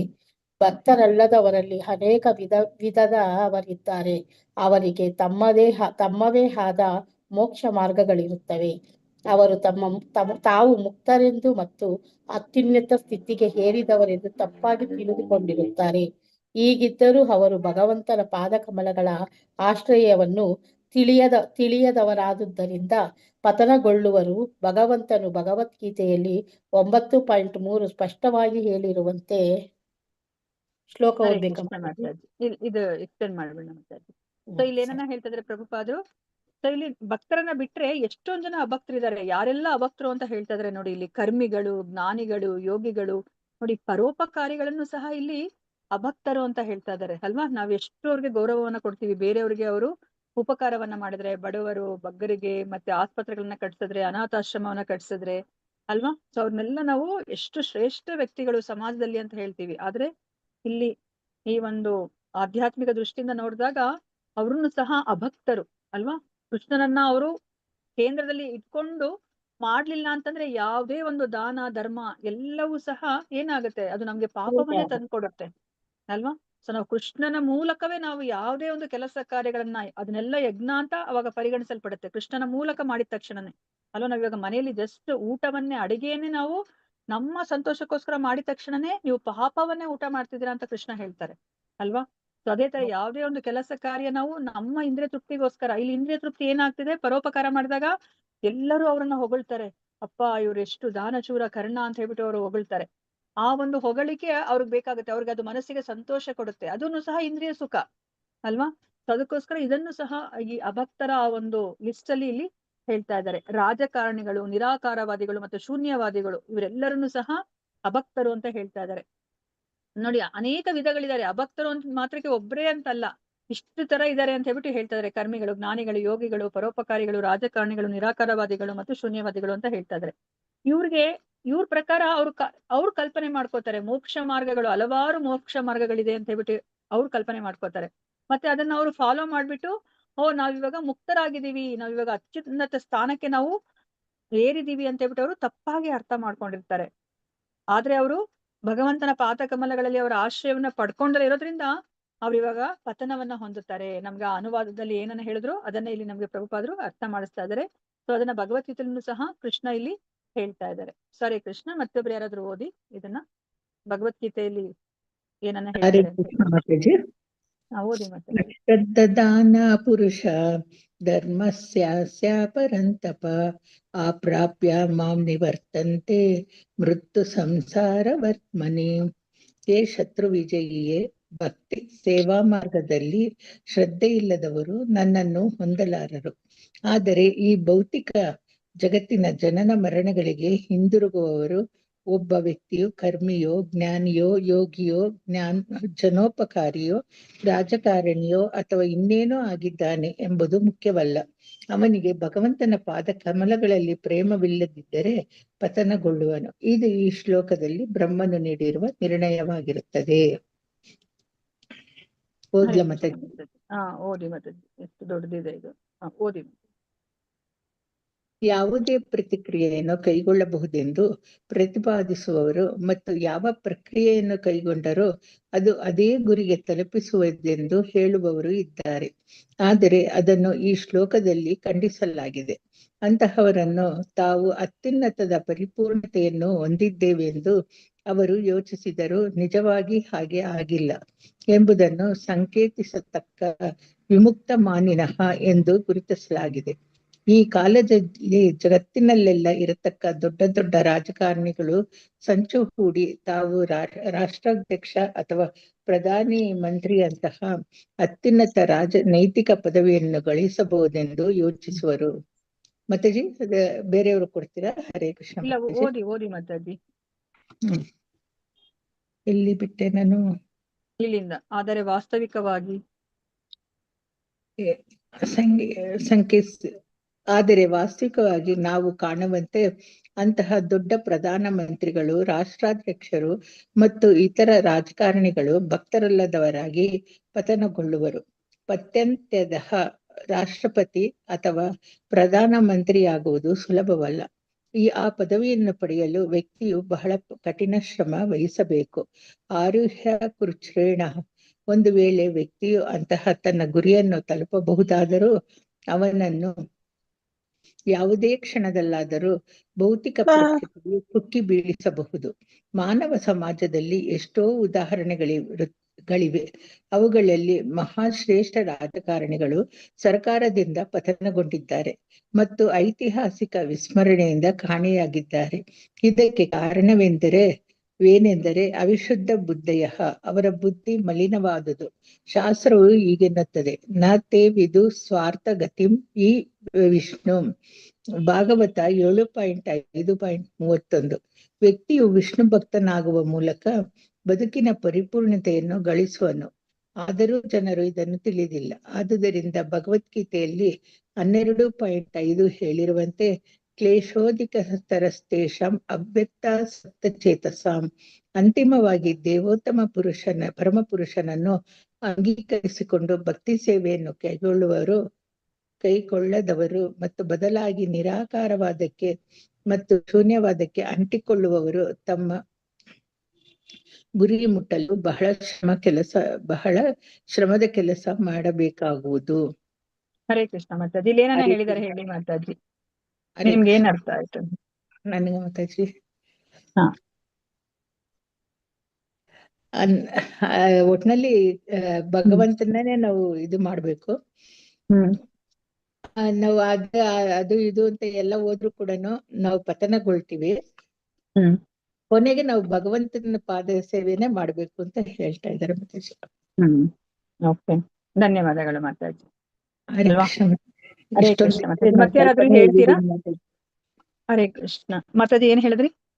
ಅಲ್ಲ, ಅಷ್ಟೊಂದಿದೆ ಭಾವಾರ್ಥ, ನಾನು ಸ್ವಲ್ಪನೇ ಹೇಳಿದೀನಿ ಹಾ ಅಷ್ಟೇ. ಮಾತಾಜಿ. ಸೊ ಪ್ರಭುಪಾದ್ರ ಅದನ್ನೇ ನಮ್ಗೆ ಇನ್ನೊಂದ್ ಸ್ವಲ್ಪ ಡೀಪ್ ಹೋಗಿ ಅರ್ಥ ಮಾಡಿಸ್ತದೆ. ನೀವೇನ್ ಹೇಳಿದ್ರು ಅದು ಕರೆಕ್ಟ್ ಆಗಿದೆ ಮಾತಾಜಿ. ಅದನ್ನೇ ಅರ್ಥ ಮಾಡ್ಕೋಬೇಕಾಗಿರೋದು ನಾವು ಅಲ್ವಾ. ಇವಾಗ ಒಂದು ಪ್ರಧಾನ ಮಂತ್ರಿ ನಾವು ಮುಖ್ಯಮಂತ್ರಿ ಆಗ್ಬೇಕಂದ್ರೆ ಅವ್ರಿಗೆ ಈಸಿನಾ? ಇಲ್ಲ ಅಲ್ವಾ. ಎಷ್ಟು ಕಷ್ಟ ಅದನ್ನ ಆ ಒಂದು ಹಂತವನ್ನ ನಾವು ಪಡಿಬೇಕಂತಂದ್ರೆ ಕಠಿಣ ಶ್ರಮ ಅದು ಪಡ್ತೀವಿ ಅಲ್ವಾ. ಆದ್ರೆ ಆ ಒಂದು ಹಂತಕ್ಕೆ ಹೋದಾಗ ಅವ್ರಿಗೆ ಎಷ್ಟು ಜವಾಬ್ದಾರಿ ಇರುತ್ತಲ್ವಾ. ನಾವ್ ಇವಾಗ ನೋಡಿದ್ವಿ ಯುಧಿಷ್ಠಿರ ಮಹಾರಾಜ, ರಾಮ ಅಲ್ವಾ. ನಾವು ರಾಮರಾಜ್ಯ ಅಂತ ಹೇಳ್ತೀವಿ. ಯುಧಿಷ್ಠಿರ ಮಹಾರಾಜ, ಪರೀಕ್ಷಿತ ಮಹಾರಾಜ ಅಲ್ವಾ. ಅವರೆಲ್ಲ ಹೇಗೆ ಆಡಳಿತವನ್ನ ಮಾಡಿದ್ರು ಅಲ್ವಾ. ಯಾಕೆ ಇವಾಗ ಭಗವಂತ ಯುಧಿಷ್ಠಿರ ಮಹಾರಾಜನನ್ನೇ ಒಂದು ಸಿಂಹಾಸನದ ಮೇಲೆ ಕೂಡಿಸ್ಬೇಕು ಅಂತ ಹೇಳ್ಬಿಟ್ಟು ಅವ್ರು ಪ್ರಯತ್ನ ಪಟ್ಟಿದ್ದು? ಆ ಯುದ್ಧವನ್ನ ಘನಘೋರ ಯುದ್ಧ ನಡೀಲಿ ಅಂತ ಅನ್ಕೊಂಡಿದ್ ಯಾಕೆ? ಧರ್ಮವನ್ನ ನೆಲೆಸೋದಕ್ಕೋಸ್ಕರ ಮಾತಾಜಿ. ಅಂದ್ರೆ ಏನ್ ಅರ್ಥ? ಅಂದ್ರೆ ಅವರೆಲ್ಲರೂ ಅಧರ್ಮ ರೀತಿಯಲ್ಲಿ ನಡೀತಾ ಇದ್ರು. ಅಂದ್ರೆ ಏನಂದ್ರೆ ಒಂದು ಹೊಲದಲ್ಲಿ ಇದು ಕಳೆ ಏನಾದ್ರು ಬಂದ್ರೆ ಅಂತಂದ್ರೆ ಕೆಟ್ಟದನ್ನೆಲ್ಲ ಕಿತ್ತಿ ಯಾವ ತರ ಬಿಸಾಕ್ತಿವಿ ಆ ತರ ಅಧರ್ಮವನ್ನೆಲ್ಲ ಕಿತ್ತಿ ಬಿಸಾಕಿದ್ರು ಭಗವಂತ ಅಂತ ಹೇಳ್ತಾರೆ ಮಾತಾಜಿ. ಅದಕ್ಕೋಸ್ಕರ ಅದನ್ನ ಕಿತ್ತಾಕಿ ಅವ್ರ ಯುಧಿಷ್ಠಿರ ಧರ್ಮದಲ್ಲೇ ಇರೋದ್ರಿಂದ ಅವ್ರನ್ನ ರಾಜನಾಗಿ ಮಾಡ್ಬೇಕು ಅಂತ ಭಗವಂತ ನೆನೆಸ್ಕೊಂಡ್ರು. ಧನ್ಯವಾದಗಳು. ಹರೇ ಕೃಷ್ಣ. ಹರೇ ಕೃಷ್ಣ ಹೇಳಿ ಮಾತಾಜಿ. ಭಕ್ತಿ ಹರೇ ಕೃಷ್ಣ ಮಾತಾಜಿ. ಹೇಳಿ ಮಾತಾಜಿ. ಭಕ್ತಿ ಮಾರ್ಗದಲ್ಲಿ ಇಲ್ಲದೆ ಅವ್ರನ್ನ ತೆಗೆದಾಕ್ಬೇಕು. ಅವ್ರು ಇರ್ಬಾರ್ದು. ಭಕ್ತಿಲಿರೋರು ಅವ್ರಿಗೆ ಗೊತ್ತಿರತ್ತೆ ಯಾವ ತರ ಆಡ್ಬೇಕು, ಯಾವ ತರ ಕರ್ಮ ಮಾಡ್ಬೇಕು. ಜ್ಞಾನಿನೂ ಆಗಿರ್ತಾರ ಅವರು. ಅದಕ್ಕೋಸ್ಕರ ಯುಧಿಷ್ಠಿರ ಮಹಾರಾಜನ ಆಯ್ಕೆ ಮಾಡ್ಕೊಂಡ್ರು. ಧನ್ಯವಾದಗಳು ಮಾತಾಜಿ. ಹರೇ ಕೃಷ್ಣ. ಸೊ ಇವಾಗ ನಮ್ಗೆ ಕರೋನಾ ಟೈಮಲ್ಲಿ ಇವಾಗ ಗೌರ್ಮೆಂಟ್ ಹೇಳ್ತು, ಏನಂತ ಹೇಳ್ತು? ಸೊ ನೀವು ಮಾಸ್ಕ್ ಹಾಕೊಂಡೇ ಓಡಾಡ್ಬೇಕು, ನೀವೆಲ್ಲರನ್ನು ಸಹ ಮನೆ ಒಳಗಡೆ ಇರ್ಬೇಕು ಅಂತ ಹೇಳಿದ್ರು. ನೀವು ಹೊರಗಡೆ ಬಂದ್ರೆ ನೀವು ಮಾಸ್ಕ್ ಹಾಕೋಬೇಕು, ಮತ್ತೆ ಇಷ್ಟು ಡಿಸ್ಟೆನ್ಸ್ ನ ಮೇಂಟೈನ್ ಮಾಡ್ಬೇಕು, ಯಾವಾಗ್ಲೂ ಹ್ಯಾಂಡ್ ಸ್ಯಾನಿಟೈಸರ್ ಇಂದ ನೀವು ಹ್ಯಾಂಡ್ ಅನ್ನ ವಾಶ್ ಮಾಡ್ಕೊತಾ ಇರ್ಬೇಕು ಅಂತ ಹೇಳಿದ್ರು ಅಲ್ವಾ. ಅವಾಗ ನಾವ್ ಅದನ್ನೆಲ್ಲ ಪಾಲಿಸಿದ್ವಾ ಇಲ್ವಾ? ನಾವು ಅದನ್ನ ಪಾಲನೆ ಮಾಡಿದ್ವಿ ಮಾತಾಜಿ. ಅಕಸ್ಮಾತ್ ನಾನ್ ಹೇಳ್ತೀನಿ ಅನ್ಕೊಳ್ಳಿ ಆ ವಿಷಯನ, ಸೊ ನೀವೆಲ್ಲಾನು ಸಹ ಈ ತರ ಮಾಡಿ ಅಂತ, ಅವಾಗ ಅದನ್ನ ಫಾಲೋ ಮಾಡ್ತಾರ ಎಲ್ಲಾರುನು? ಇಡೀ ರಾಜ್ಯ ಫಾಲೋ ಮಾಡುತ್ತಾ? ಇಲ್ಲ ಅಲ್ವಾ. ಅಂದ್ರೆ ಆ ಒಂದು ಅಧಿಕಾರದಲ್ಲಿ ಇರೋರು ಹೇಳಿದ್ರೆ ಅಷ್ಟೇನೆ ಯಾವುದೇ ಆಗ್ಲಿ ಅದು ಒಂದು ಶಾಸನ ಆಗೋಗ್ಬಿಡುತ್ತೆ. ಎಲ್ಲರೂ ಪರಿಪಾಲನೆ ಮಾಡ್ತಾರೆ, ಪ್ರಜೆಗಳೆಲ್ಲ ಪರಿಪಾಲನೆ ಮಾಡ್ತಾರೆ ಅಲ್ವಾ. ಇವಾಗ ಒಬ್ಬ ಭಕ್ತ ಏನಾದ್ರೂ ಸಹ ಆ ಒಂದು ಅಧಿಕಾರಕ್ಕೆ ಬಂದ್ರೆ ಅವ್ರು ಏನ್ ಮಾಡ್ತಾರೆ? ಅವರು ಎಲ್ಲರನ್ನು ಸಹ ಭಕ್ತಿ ಮಾರ್ಗಕ್ಕೆ ಕರ್ಕೊಂಡ್ ಬರ್ತಾರೆ ಅಲ್ವಾ. ಬೆಳಗ್ಗೆಯಿಂದ ರಾತ್ರಿ ತನಕ ಅವ್ರು ಏನೆಲ್ಲ ಮಾಡ್ಬೇಕು ಅನ್ನೋದನ್ನ ಅವರು ತಮ್ಮ ಪ್ರಜೆಗಳಿಗೆ ಅವರು ಹೇಳ್ತಾರೆ. ಅದೇ ಮಾರ್ಗದಲ್ಲಿ ಪ್ರಜೆಗಳೆಲ್ಲ ನಡಿಬೇಕು ಅಲ್ವಾ. ಅವಾಗ ಏನಾಗುತ್ತೆ? ಎಲ್ಲರೂ ಸಹ ಭಗವದ್ಧಾಮಕ್ಕೆ ಹೋಗ್ತಾರೆ ಅಲ್ವಾ. ಅದಕ್ಕೇನೆ ಒಳ್ಳೆ ರಾಜ ಅಲ್ಲಿ ಇರ್ಬೇಕು ಅಂತ ಹೇಳ್ಬಿಟ್ಟು ಪ್ರಯತ್ನ ಪಡೋದು. ಅದಕ್ಕೆ ಈ ಭಗವದ್ಗೀತೆಯನ್ನು ಸಹ ಕೃಷ್ಣ ಯಾರಿಗೆ ಹೇಳ್ಕೊಟ್ರು ಅಲ್ವಾ? ಏವಂ ಪರಂಪರಾ ಪ್ರಾಪ್ತಂ ಇಮಂ ರಾಜರ್ಷಿಯೋ ವಿದುಹು ಸಕಾಲ ನೇಹ ಮಹತ ಯೋಗ ನಷ್ಟ ಪರಂತಪ. ಸೊ ಅದು ನಷ್ಟ ಆಗ್ದಲೇ ತರ ಭಗವಂತ ನೋಡ್ಕೋತಾರೆ. ಸೊ ಅವ್ರು ಫಸ್ಟ್ ಅದನ್ನ ಸೂರ್ಯನಿಗೆ ಹೇಳ್ತಾರೆ, ಅದಾದ್ಮೇಲೆ ಸೂರ್ಯ ಯಾರಿಗೆ ಹೇಳ್ತಾರೆ, ಮನುಗೆ ಹೇಳ್ತಾರೆ, ಮನು ಇಕ್ಷ್ವಾಕುಗೆ ಹೇಳ್ತಾರೆ. ನೋಡಿ ಇವರೆಲ್ಲರನ್ನೂ ಸಹ ರಾಜರು, ಅದು ಮತ್ತೆ ರಾಜವಂಶದಲ್ಲೇ ಬರುತ್ತೆ. ಯಾಕಂದ್ರೆ ರಾಜರು ಆಡಳಿತ ಮಾಡ್ತಾ ಇರ್ತಾರೆ. ಅವ್ರೇನಾದ್ರೂ ಭಕ್ತರಾದ್ರೆ ಇಡೀ ತಮ್ಮ ಪ್ರಜೆಗಳನ್ನ ಅವರು ಭಕ್ತಿ ಮಾರ್ಗಕ್ಕೆ ಕರ್ಕೊಂಡ್ ಬರ್ತಾರೆ ಅಲ್ವಾ. ಪ್ರಜೆಗಳಂದ್ರೆ ನಾವ್ ಯಾರಂತ ತಿಳ್ಕೊಂಡಿದೀವಿ? ಪ್ರಜೆಗಳಂದ್ರೆ ಯಾರು? ಜೀವಿಗಳು. ಪ್ರಜೆಗಳಂದ್ರೆ ನಾವು ಪ್ರಮಾತಾಜಿ, ಹ್ಮ್ ನಾವು ನಾವೆಲ್ಲ ಜೀವಿಗಳು. ಪ್ರಜೆಗಳೇ. ನಾವು ಅಂದ್ರೆ ಯಾರು? ಜೀವಿ. ರಾಜ್ಯದಲ್ಲಿ ಜೀವಿಗಳು ಯಾರಿದ್ರೆ ಅವರೆಲ್ಲರೂ ಅಂದ್ರೆ ಬರೇ ಮನುಷ್ಯರು ಒಬ್ರೇ ಅಲ್ಲ, ಮಾನವರು. ಅಲ್ಲ, ಎಲ್ಲಾರು ಎಲ್ಲಾನು 84 ಲಕ್ಷ ಜೀವರಾಶಿಗಳು ಯಾರೆಲ್ಲ ಆ ಒಂದು ರಾಜ್ಯದಲ್ಲಿ ಹುಟ್ಟಿದಾರೋ, ಜನ್ಮವನ್ನ ಪಡೆದಿದಾರೋ ಅವ್ರೆಲ್ಲರನ್ನೂ ಪ್ರಜೆಗಳು. ರಾಜ ಅನ್ನೋರು ಬರೇ ಅವರು ತಮ್ಮ ಏನು ಮನುಷ್ಯರು ಅಂತ ನಾವ್ ಏನ್ ಹೇಳ್ತೀವಿ ಅವ್ರನ್ನ ಮಾತ್ರ ಅವ್ರು ಚೆನ್ನಾಗಿ ನೋಡ್ಕೊಳೋದಿಲ್ಲ. ಅವರು ಎಲ್ಲರನ್ನು ಒಂದು ನೋಡಿ, ಅದಕ್ಕೇನೆ ಪರೀಕ್ಷಿತ ಮಹಾರಾಜ ಆ ಹಸುಗೆ ತೊಂದರೆ ಆಗ್ತಿದ್ರೆ, ಆ ಒಂದು ಎತ್ತಿಗೆ ತೊಂದರೆ ಆಗ್ತಿದ್ರೆ ಅವರು ಆ ಕಲಿಯನ್ನ ಅವರು ಇದು ಮಾಡ್ತಾರೆ, ದಂಡಿಸ್ತಾರೆ ಅಲ್ವಾ. ಅದನ್ನ ಅರ್ಥ ಮಾಡ್ಕೋಬೇಕು. ಓ ಇದು ಬಿಡು, ಇದು ಮನುಷ್ಯ ಅಲ್ವಲ್ಲ, ಇದು ಒಂದ್ ಪ್ರಾಣಿ, ಇದಕ್ಕೆ ಏನಾದ್ರೂ ಮಾಡ್ಕೊಳ್ಳಿ, ಅವನು ಏನು ಕಲಿ ಅಂತ ಹೇಳ್ಬಿಟ್ಟು ಅವ್ರು ಸುಮ್ನೆ ಆಗೋದಿಲ್ಲ. ಕಲಿಪುರುಷ ಏನಾದ್ರೂ ಮಾಡ್ಕೊಳ್ಳಿ ಅಂತ ಅವ್ರು ಏನ್ ಮಾಡ್ತಾರೆ, ದಂಡನೆ ಕೊಡ್ತಾರೆ ಕಲಿಗೆ ಅಲ್ವಾ. ಯಾಕಂದ್ರೆ ಅಲ್ಲಿ ಅವರ ರಾಜ್ಯದಲ್ಲಿರೋ ಪ್ರತಿಯೊಬ್ಬರನ್ನು ಸಹ ಪ್ರಜೆಗಳೇ, ಎಲ್ಲರನ್ನೂ ಸಹ ಸಂತೋಷವಾಗಿ ಇರ್ಬೇಕು, ಅದು ರಾಜನ ಒಂದು ಕರ್ತವ್ಯ ಅಲ್ವಾ. ಸೊ ಅದಕ್ಕೋಸ್ಕರನೇ ಈ ಜ್ಞಾನವನ್ನ ನಾವು ಕೃಷ್ಣ ಆದಿ ಪ್ರಭುಪಾದ್ರನ್ನೇ ನೋಡಿ, ಪ್ರಭುಪಾದ್ರು ಎಷ್ಟು ಪ್ರಯತ್ನ ಪಟ್ರು ಅಲ್ವಾ. ನೀವು ಲೀಲಾಮೃತದಲ್ಲಿ ನೋಡಿದೀರಾ, ಅವರು ಗಾಂಧೀಜಿಗೆ ಈ ಒಂದು ಮಾರ್ಗಕ್ಕೆ ಬರ್ಲಿ ಅಂತ ಹೇಳ್ಬಿಟ್ಟು ಅವರು ಲೆಟರ್ ಅನ್ನ ಬರೀತಾರೆ ಅಲ್ವಾ. ಆದ್ರೆ ಗಾಂಧೀಜಿ ಯಾವ್ದಕ್ಕೂ ಸಹ ಅವರು ಸ್ಪಂದನೆ ಮಾಡೋದಿಲ್ಲ. ಅವ್ರು ಎಷ್ಟೊಂದು ರಾಜಕಾರಣಿಗಳನ್ನ ಹೋಗಿ ಭೇಟಿ ಮಾಡ್ತಾರೆ ಅಲ್ವಾ. ನೀವು ಭಕ್ತಿ ಮಾರ್ಗಕ್ಕೆ ಬನ್ನಿ, ನೀವು ಬಂದ್ರೆ ಏನಾಗುತ್ತೆ, ಈ ಇಡೀ ರಾಜ್ಯದಲ್ಲಿ ಸಂತೋಷ, ಇಡೀ ದೇಶದಲ್ಲೇ ಸಂತೋಷ ನೆಲೆಸುತ್ತೆ, ಶಾಂತಿ ಅನ್ನೋದು ನೆಲೆಸುತ್ತೆ ಅಂತ ಹೇಳ್ತಾರೆ ಅಲ್ವಾ. ಆದ್ರೆ ಯಾರನ್ನು ಸಹ ಪ್ರಭುಪಾದರ ಒಂದು ಮಾತನ್ನ ಅವರು ತಗೊಳಕ್ಕೆ ರೆಡಿ ಇರೋದಿಲ್ಲ ಅಲ್ವಾ. ಆದ್ರೆ ಪ್ರಭುಪಾದರು ಈ ಭಕ್ತಿ ಮೂಲಕನೇ ಅಮೆರಿಕದಲ್ಲಿ ಶಾಂತಿನ ನೆಲೆಸಿಸಿದ್ರು ಅಲ್ವಾ. ಎಲ್ಲರಿಗೂ ಆಶ್ಚರ್ಯ ಆಯ್ತು, ಗೌರ್ನಮೆಂಟ್ಗೆ ಆಶ್ಚರ್ಯ ಆಯ್ತು.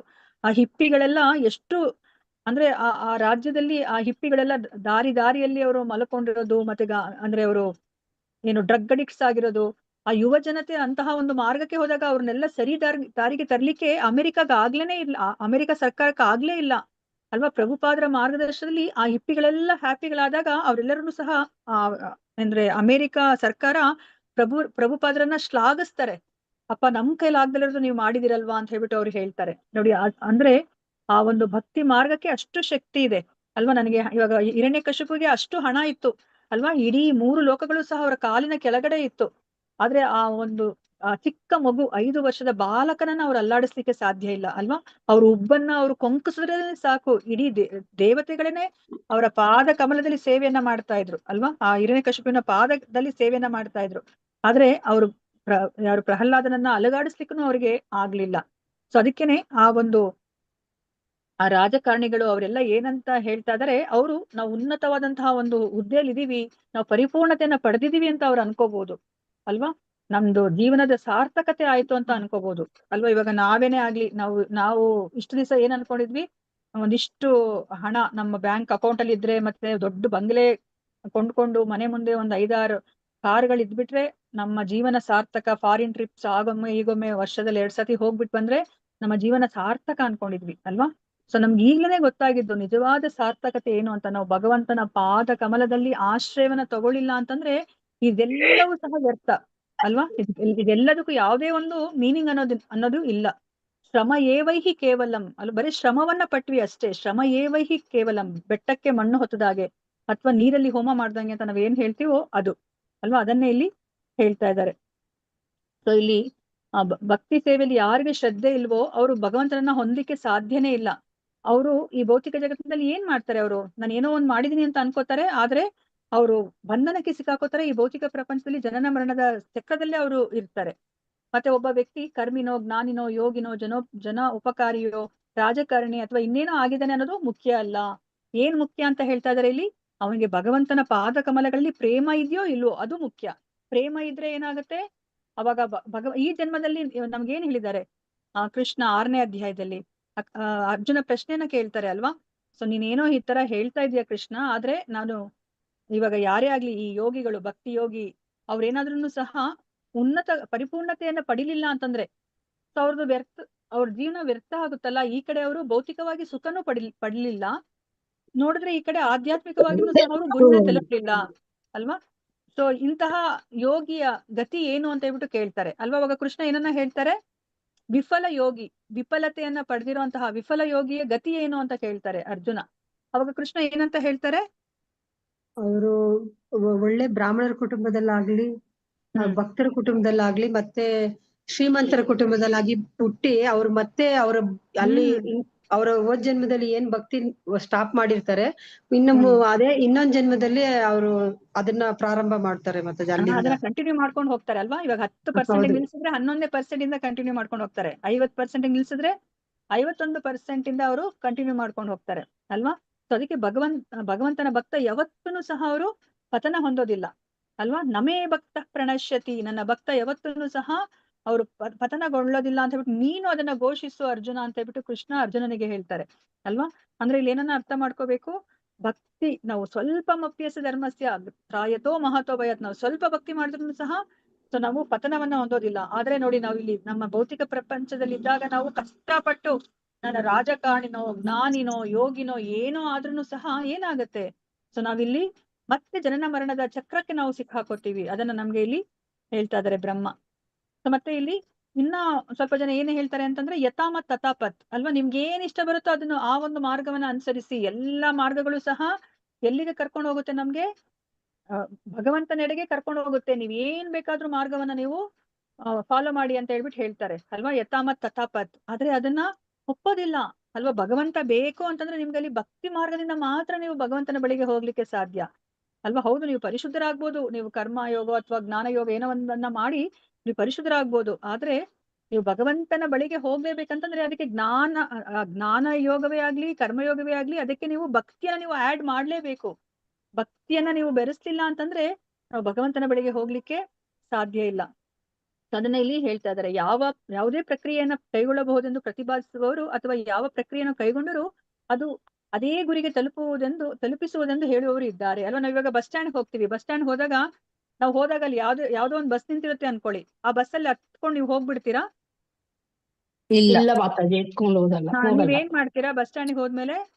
ನಮ್ಗೆ ಯಾವ ಬಸ್ ಯಾವ ಡೆಸ್ಟಿನೇಷನ್ ಯಾವ ಡೆಸ್ಟಿನೇಷನ್ ಇದೆಯೋ ಆ ಒಂದು ಡೆಸ್ಟಿನೇಷನ್ ಹೋಗುವಂತ ಬಸ್ ಅನ್ನ ಹಿಡಿತೀವಿ ಅಲ್ವಾ. ನೋಡಿ, ಇಲ್ಲಿ ಭೌತಿಕ ಪ್ರಪಂಚದಲ್ಲಿ ನಾವ್ ಹಂಗ್ ಮಾಡ್ತಾ ಇದೀವಿ ಅಲ್ವಾ. ಇವಾಗ ಇನ್ನು ಆಧ್ಯಾತ್ಮಿಕ ಪ್ರಪಂಚಕ್ಕೆ ನಾವ್ ಯಾವ್ದೇ ಒಂದು ಮಾರ್ಗ ಹಿಡಿದ್ರು ಸಹ ನಾವು ಭಗವಂತನ ಲೋಕಕ್ಕೆ ಹೋಗ್ಬಿಡ್ತೀವಾ ಅಲ್ವಾ.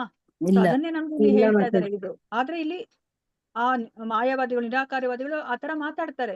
ಅಂದ್ರೆ ಯಥೋಮತ್ ತಥಾಪತ್ ಅಲ್ವಾ, ನೀವ್ ಹಿಡ್ದಿರೋದೇ ಮಾರ್ಗ, ಯಾವ್ದೇ ಮಾರ್ಗ ಹಿಡೀರಿ, ನೀವು ಭಗವಂತನ ಕಡೆಗೆ ಹೋಗ್ತೀರಾ ಅಂತ ಹೇಳ್ಬಿಟ್ಟು ಅವರು ಹೇಳ್ತಾರಲ್ವಾ. ಅದನ್ನ ಈ ಶ್ಲೋಕದಲ್ಲಿ ಖಂಡಿಸ್ತಾ ಇದ್ದಾರೆ, ಅದು ಸಾಧ್ಯನೇ ಇಲ್ಲ. ಸೊ ಅವ್ರು ಇವಾಗ ನಾವು ತುಂಬಾ ಪರಿಪೂರ್ಣತೆಯನ್ನ ಪಡೆದಿದೀವಿ ಅಂತ ಅವ್ರು ಯೋಚನೆ ಮಾಡ್ಬಹುದು, ಆದ್ರೆ ಅವ್ರ ಕಲ್ಪನೆ ಅದು ಅಷ್ಟೇ, ಆದ್ರೂ ನಿಜ ಅಲ್ಲ. ಅದನ್ನೇ ಇಲ್ಲಿ ವಿಮುಕ್ತ ಮಾನಿನಃ ಅನ್ನೋ ಒಂದು ಪದದಲ್ಲಿ ಸೂಚಿಸಲಾಗಿದೆ ಅಂತ ಹೇಳ್ಬಿಟ್ಟು ಇಲ್ಲಿ ಹೇಳ್ತಾ ಇದ್ದಾರೆ. ಸೊ ಈ ಕಾಲದಲ್ಲಿ ಏನಾಗ್ತಾ ಇದೆ, ದೊಡ್ಡ ದೊಡ್ಡ ರಾಜಕಾರಣಿಗಳು ಅವರೆಲ್ಲ ಏನ್ ಮಾಡ್ತಾರೆ, ಅವರು ಅಂದ್ರೆ ನ್ಯಾಯವಾಗಿ ಅವರು ಆ ಒಂದು ಹುದ್ದೆಯನ್ನ ಅಲಂಕರಿಸೋದಿಲ್ಲ ಅವರು ಅಲ್ವಾ. ಏನೋ ಒಂದು ಸಂಚನ ಮಾಡಿ ಅವರು ಆ ಒಂದು ಹುದ್ದೆಗೆ ಹೋಗ್ತಾರೆ ಅಲ್ವಾ.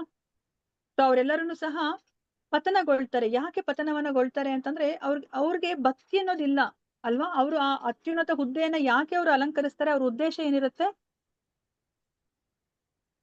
ಅವ್ರ ಉದ್ದೇಶ ಏನಿರುತ್ತೆ? ಇವಾಗ ರಾಜಕಾರಣಿಗಳಾಗ್ಬೇಕು ಅನ್ನೋ ಉದ್ದೇಶ ಏನಿರುತ್ತೆ ಅಲ್ವಾ.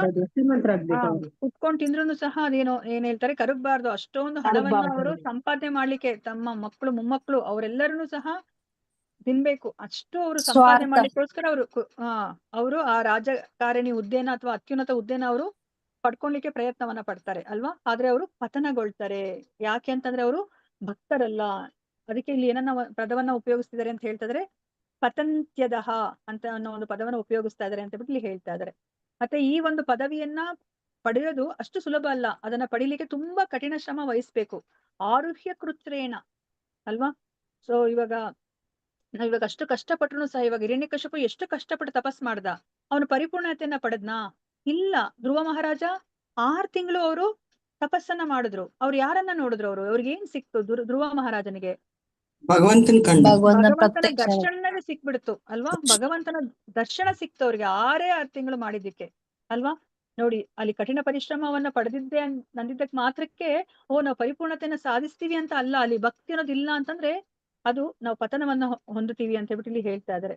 ಅದಕ್ಕೆ ಅದನ್ನ ಆರುಹ್ಯ ಕೃಚ್ರೇಣ ಅಂತ ಹೇಳ್ಬಿಟ್ಟು ಹೇಳ್ತಾರೆ. ಒಂದು ವೇಳೆ ವ್ಯಕ್ತಿಯು ಅಂತಹ ತನ್ನ ಗುರಿಯನ್ನು ತಲುಪಬಹುದಾದರೂ ಅವನನ್ನು ಯಾವುದೇ ಕ್ಷಣದಲ್ಲಾದರೂ ಭೌತಿಕ ಪ್ರಕೃತಿಯು ಕುಕ್ಕಿ ಬೀಳಿಸಬಹುದು ಅಲ್ವಾ. ನಾವು ನೋಡಿದೀವಲ್ವಾ, ಎಷ್ಟೊಂದ್ ಜನ ಇವಾಗ ಅಷ್ಟು ಕಷ್ಟಪಟ್ಟು ಎಲೆಕ್ಷನ್ ಎಲ್ಲ ಆದ್ಮೇಲೆ ಅವರು ಪ್ರಧಾನಮಂತ್ರಿ ಆಗ್ತಾರೆ. ಆಮೇಲೆ ಅವರು ಒಂದೇ ದಿವಸದಲ್ಲಿ ಅವರ ಒಂದು ಸ್ಥಾನದಿಂದ ಅವರು ಕೆಳಗಡೆ ಬರ್ತಾರೆ. ಮತ್ತಿನ್ನೊಬ್ರು ಯಾರೋ ಪ್ರಧಾನಮಂತ್ರಿ ಆಗ್ತಾರೆ ಅಲ್ವಾ. ಭೌತಿಕ ಪ್ರಕೃತಿ ಅಷ್ಟು ಶಕ್ತಿಶಾಲಿ ಅಲ್ವಾ, ಯಾರನ್ನ ಬೇಕಾದ್ರೂ ಅದು ಕುಕ್ಕಿ ಬೀಳಿಸ್ಬೋದು ಅಂತ ಹೇಳ್ಬಿಟ್ಟು ಹೇಳ್ತಾ ಇದ್ದಾರೆ. ಎಷ್ಟೊಂದು ಉದಾಹರಣೆಗಳು ಸಹ ಇದೆ ಅಂತ ಹೇಳ್ತಾ ಇದ್ದಾರೆ. ಅವುಗಳಲ್ಲಿ ಮಹಾಶ್ರೇಷ್ಠ ರಾಜಕಾರಣಿಗಳು ಸರ್ಕಾರದಿಂದ ಪತನಗೊಂಡಿದ್ದಾರೆ ಮತ್ತು ಐತಿಹಾಸಿಕ ವಿಸ್ಮರಣೆಯಲ್ಲಿ ಕಾಣೆಯಾಗಿದ್ದಾರೆ. ಇದರಿಂದ ಇದಕ್ಕೆ ಕಾರಣ ಏನು ಅಂತಂದ್ರೆ ಅವಿಶುದ್ಧ ಬುದ್ಧಯ ಅಂತ ಹೇಳ್ತಾ ಇದ್ದಾರೆ. ನಮ್ಮ ಬುದ್ಧಿ ಮಲಿನವಾದದ್ದು ಅಲ್ವಾ. ಸೊ ನಮ್ಮ ಬುದ್ಧಿ ನಾವ್ ಏನಕ್ಕೆ ಉಪಯೋಗಿಸ್ಬೇಕು, ನಾವು ನಮ್ಮ ಬುದ್ಧಿಯಿಂದನೂ ಸಹ ನಾವು ಭಗವಂತನ ಒಂದು ಸೇವೆಯನ್ನ ನಾವು ಮಾಡ್ಬೇಕಾಗತ್ತೆ. ಕಾಯ ವಾಚ ಮನಸ್ಸ ನಾವು ಭಗವಂತನ ಸೇವೆಯನ್ನ ಮಾಡ್ಬೇಕು. ಇಲ್ಲಪ್ಪ ನಾನು ಕಾಯ ವಾಚ ಮಾಡ್ತೀನಿ ಮನಸ್ಸೆಲ್ಲೋ ಇರುತ್ತೆ ಅಂದಾಗ ಅದು ಏನಾಗುತ್ತೆ, ಅವಿಶುದ್ಧ ಬುದ್ಧಯ ಆಗುತ್ತೆ. ಸೊ ಅದಕ್ಕೆ ಇಲ್ಲಿ ನಮ್ಗೆ ಶಾಸ್ತ್ರ ಅಂದ್ರೆ ನಮ್ಮ ಭಾಗವತದಲ್ಲಿ 7 ಅಂದ್ರೆ 7ನೇ ಕ್ಯಾಂಟೋ ಅಂದ್ರೆ ಪ್ರಹ್ಲಾದ ಮಹಾರಾಜನ ಆ ಒಂದು ಪ್ರಸಂಗ ಬರುವಂತಹ ಕ್ಯಾಂಟೋದಲ್ಲಿ ಏನನ್ನ ಹೇಳ್ತಾ ಇದಾರೆ, ನತೇ ವಿದು ಸ್ವಾರ್ಥ ಗತಿಂ ಹಿ ವಿಷ್ಣು. ವ್ಯಕ್ತಿಯು ವಿಷ್ಣು ಭಕ್ತನಾಗುವ ಮೂಲಕ ಬದುಕಿನ ಪರಿಪೂರ್ಣತೆಯನ್ನ ಗಳಿಸುವನು ಅಲ್ವಾ. ಸೊ ನಾವು ವಿಷ್ಣು ಭಕ್ತಿ ಮಾಡಿಲ್ಲ ಅಂತಂದ್ರೆ ನಾವು ಪರಿಪೂರ್ಣತೆ, ನಮ್ಮ ಬದುಕಿನ ಪರಿಪೂರ್ಣತೆ ಅನ್ನೋದು ಆಗೋದಿಲ್ಲ. ಆದ್ರೆ ಜನರು ಇದನ್ನ ತಿಳ್ಕೊಂಡಿಲ್ಲ. ಸೊ ಭಗವಂತ ಭಗವದ್ಗೀತೆ 12.5 ಹೇಳೋ ತರನೇ ಕ್ಲೇಶೋದಕಸ್ತೇಷಾಂ ಅವ್ಯಕ್ತಾಸಕ್ತ ಚೇತಸಾಂ, ಅಂತಿಮವಾಗಿ ದೇವೋತ್ತಮ ಪರಮಪುರುಷನ ಅಂಗೀಕರಿಸಿಕೊಂಡು ಭಕ್ತಿ ಸೇವೆಯನ್ನ ಕೈಗೊಳ್ಳದವರು ಮತ್ತು ಬದಲಾಗಿ ನಿರಾಕಾರವಾದಕ್ಕೆ ಅಥವಾ ಶೂನ್ಯವಾದಕ್ಕೆ ಅಂಟಿಕೊಳ್ಳುವವರು ತಮ್ಮ ಗುರಿ ಮುಟ್ಟಲು ಬಹಳ ಶ್ರಮದ ಕೆಲಸ ಮಾಡಬೇಕಾಗುವುದು ಅಂತ ಹೇಳ್ತಾರೆ. ಯಾರು ಭಕ್ತಿ ಮಾರ್ಗಕ್ಕೆ ಬರದಲೇ ಇಲ್ಲಪ್ಪ ನಾನು ಈ ಮಾರ್ಗವನ್ನೇ ತುಳಿತೀನಿ, ನಾನು ನಿರಾಕಾರ ಅಥವಾ ಶೂನ್ಯವಾದಿ ಮಾರ್ಗವನ್ನ ನಾನು ತುಳಿತೀನಿ ಅಂತಂದ್ರೆ ಅವರು ತುಂಬಾ ಕಠಿಣ ಪರಿಶ್ರಮ ಪಡಬೇಕಾಗತ್ತೆ. ಹೋಗ್ಲಿ ಗುರಿನಾದ್ರೂ ಮುಟ್ತಾರಾ, ಪರಿಪೂರ್ಣ ಗುರಿಯನ್ನು ಸಹ ಅವ್ರು ಮುಟ್ಟೋದಿಲ್ಲ ಅಂತ ಹೇಳ್ಬಿಟ್ಟು ಹೇಳ್ತಾ ಇದ್ದಾರೆ. ಹರೇ ಕೃಷ್ಣ. ಮತ್ತೆ ಯಾರಾದ್ರೂ ಓದಿ. ಓದ್ಲಾ ಮಾತಾಜಿ? ಯಾರು ಓದಿಲ್ಲ? ಓದಿ ಲಕ್ಷ್ಮೀ ಮಾತಾಜಿ. ಶ್ರೇಯ ಸ್ಮೃತಿಂ ಭಕ್ತಿ ಮುದಸ್ಯ ತೇ ವಿಭೋ ಕ್ಲಿಶ್ಯಂತಿ ಯೇ ಕೇವಲ ಬೋಧ ಲಬ್ಧಯೇ. ಭಾಗವತ 10.14.4. ಅಂತಹ ಜನರು ಜ್ಞಾನವನ್ನು ಪಡೆಯುವುದಕ್ಕಾಗಿ ಬಹಳವಾಗಿ ಶ್ರಮಿಸುವರು, ಕಠಿಣ ವ್ರತಗಳನ್ನು ಆಚರಿಸುವರು. ಆದರೆ ಅವರಿಗೆ ದೊರಕಿದ ಫಲಗಳೆಂದರೆ ಶ್ರಮದ ಕೆಲಸ ಮತ್ತು ವ್ರತಗಳು ಮಾತ್ರವೇ ಆಗಿರುತ್ತವೆ, ಏಕೆಂದರೆ ಅವರು ವಾಸ್ತವಿಕವಾಗಿ ಜೀವನೋದ್ದೇಶವನ್ನು ಪಡೆಯುವುದಿಲ್ಲ. ಧ್ರುವ ಮಹಾರಾಜನು ಪ್ರಾರಂಭದಲ್ಲಿ ಮಹೋನ್ನತವಾದ ಭೌತಿಕ ಸಾಮ್ರಾಜ್ಯವನ್ನು ಮತ್ತು ತನ್ನ ತಂದೆಗಿಂತ ಹೆಚ್ಚಿನ ಭೌತಿಕ ಸಂಪತ್ತುಗಳನ್ನು ಪಡೆಯಲು ಇಚ್ಛಿಸಿದನು. ಆದರೆ ಅವನು ಬಯಸಿದ ವರವನ್ನು ಕೊಡುವುದಕ್ಕಾಗಿ ಭಗವಂತನು ಅವನ ಮುಂದೆ ಪ್ರತ್ಯಕ್ಷನಾಗಿ ವಾಸ್ತವಿಕವಾಗಿ ಅನುಗ್ರಹಿಸಿದಾಗ ಧ್ರುವ ಮಹಾರಾಜನು ಅದನ್ನು ತಿರಸ್ಕರಿಸಿದನು. ಅವನು ಹೀಗೆಂದನು, ಸ್ವಾಮಿನ್ ಕೃತೋರ್ಥೋಸ್ಮಿ ವರಂ ನ ಯಾಚೆ. ನಾನೀಗ ಪೂರ್ಣ ತೃಪ್ತಗೊಂಡಿದ್ದೇನೆ, ನನಗೆ ಯಾವ ಭೌತಿಕ ವರವೂ ಬೇಕಾಗಿಲ್ಲ. ಹರಿಭಕ್ತಿ ಸುಧೋದಯ 7.28. ಇದು ಬದುಕಿನ ಪರಿಪೂರ್ಣತೆ ಆಗಿರುತ್ತದೆ. ಎಂ ಲಬ್ಧ್ವಾ ಚಾಪರಂ ಲಾಭಂ ಮನ್ಯತೆ ನಾಧಿಕಂ ತತಃ. ಗೀತಾ 6.22. ವ್ಯಕ್ತಿಯು ಭಗವಂತನ ಪಾದ ಕಮಲಗಳ ಆಶ್ರಯವನ್ನು ಪಡೆದವನಾದರೆ ಅವನು ಪೂರ್ಣ ತೃಪ್ತವೆನಿಸುವನು ಮತ್ತು ಯಾವುದೇ ಭೌತಿಕ ವರಕ್ಕಾಗಿ ಹಂಬಲಿಸನು. ಹರೇ ಕೃಷ್ಣ ಮಾತಾಜಿ. ಏನನ್ನ ಹೇಳ್ತಿದ್ದಾರೆ ಹೇಳಿ ಮಾತಾಜಿ, ನಿಮ್ಗೆ ಏನ್ ಅರ್ಥ ಆಯ್ತು ಹೇಳಿ ಮಾತಾಜಿ. ಭಗವಂತನ ಪಾದ ಒಂದೇ ಸಾಕು, ನಮ್ಗೆ ಎಲ್ಲಾನು ಭಗವಂತನೇ ಕರುಣಿಸ್ತಾನೆ. ಎಷ್ಟೇ ದುರಾಸೆ ಇಟ್ಕೊಂಡು ಹೋದ್ರುನು ಭಗವಂತ ಮಧ್ಯದಲ್ಲಿ ನಿಂತಿದ್ರೆ ಆಸೆ ಈಡೇರೋಕ್ಕೂ ಸಾಧ್ಯ ಇಲ್ಲ, ಆಮೇಲೆ ಅವನ ಕಡೆ ಹೋಗೋಕ್ಕೂ ಆಗಲ್ಲ. ಧ್ರುವ ಮಹಾರಾಜ ಹಂಗೆ ಆಸೆ ಇಟ್ಕೊಂಡ್ ಬರ್ತಾನೆ, ದೊಡ್ಡ ರಾಜ್ಯ ಬೇಕು, ಅವ್ರ ತಂದೆಗಿನ್ನ ಜಾಸ್ತಿ ರಾಜ್ಯ ಬೇಕು, ತಾತನಿಗಿನ್ನ ಜಾಸ್ತಿ ಇರ್ಬೇಕು ಅಂತ ಬರ್ತಾನೆ. ಬಟ್ ಭಗವಂತನ ನೋಡಿದ ತಕ್ಷಣ ಅದೆಲ್ಲ ಮರ್ತೋಗ್ಬಿಡ್ತಾನೆ. ನನಗ್ ನೀನೊಬ್ನೇ ಸಾಕು, ನಿನ್ನ ಪಾದ ಕಮಲನೇ ಸಾಕು ಅಂತ ಅವನ್ ಅನ್ಕೊಂಡಿರೋದು ಭೌತಿಕ ಸುಖವನ್ನ ಬಿಟ್ಬಿಡ್ತಾನೆ ಮಾತಾಜಿ. ಅದೇ ತರ ನಾವುನು ಭಗವಂತನ ಪಾದ ಕಮಲ ಅನುಸರಿಸಿದ್ರೆ ಆಶ್ರಯಿಸಿದ್ರೆ ನಮ್ಗುನು ಒಳ್ಳೆಯ ಭಕ್ತಿಯನ್ನೇ ಕೊಡ್ತಾನೆ ಭಗವಂತ ಅಂತ ಅನ್ನಿಸ್ತು ಮಾತಾಜಿ. ಹರೇ ಕೃಷ್ಣ. ಹರೇ ಕೃಷ್ಣ. ಧನ್ಯವಾದಗಳು ಮಾತಾಜಿ. ಹರೇ ಕೃಷ್ಣ. ಸೊ ಇವಾಗ ಮಾತಾಜಿ, ಸೊ ಇಲ್ಲಿ ಹಿಂದಿನ ಶ್ಲೋಕದಲ್ಲಿ ಏನನ್ನ ಹೇಳ್ತಾ ಇದಾರೆ, ಜ್ಞಾನ ಪಡ್ಲಿಕ್ಕೋಸ್ಕರ ತುಂಬಾ ಶ್ರಮವನ್ನ ಪಡ್ತಾರೆ ಅಲ್ವಾ.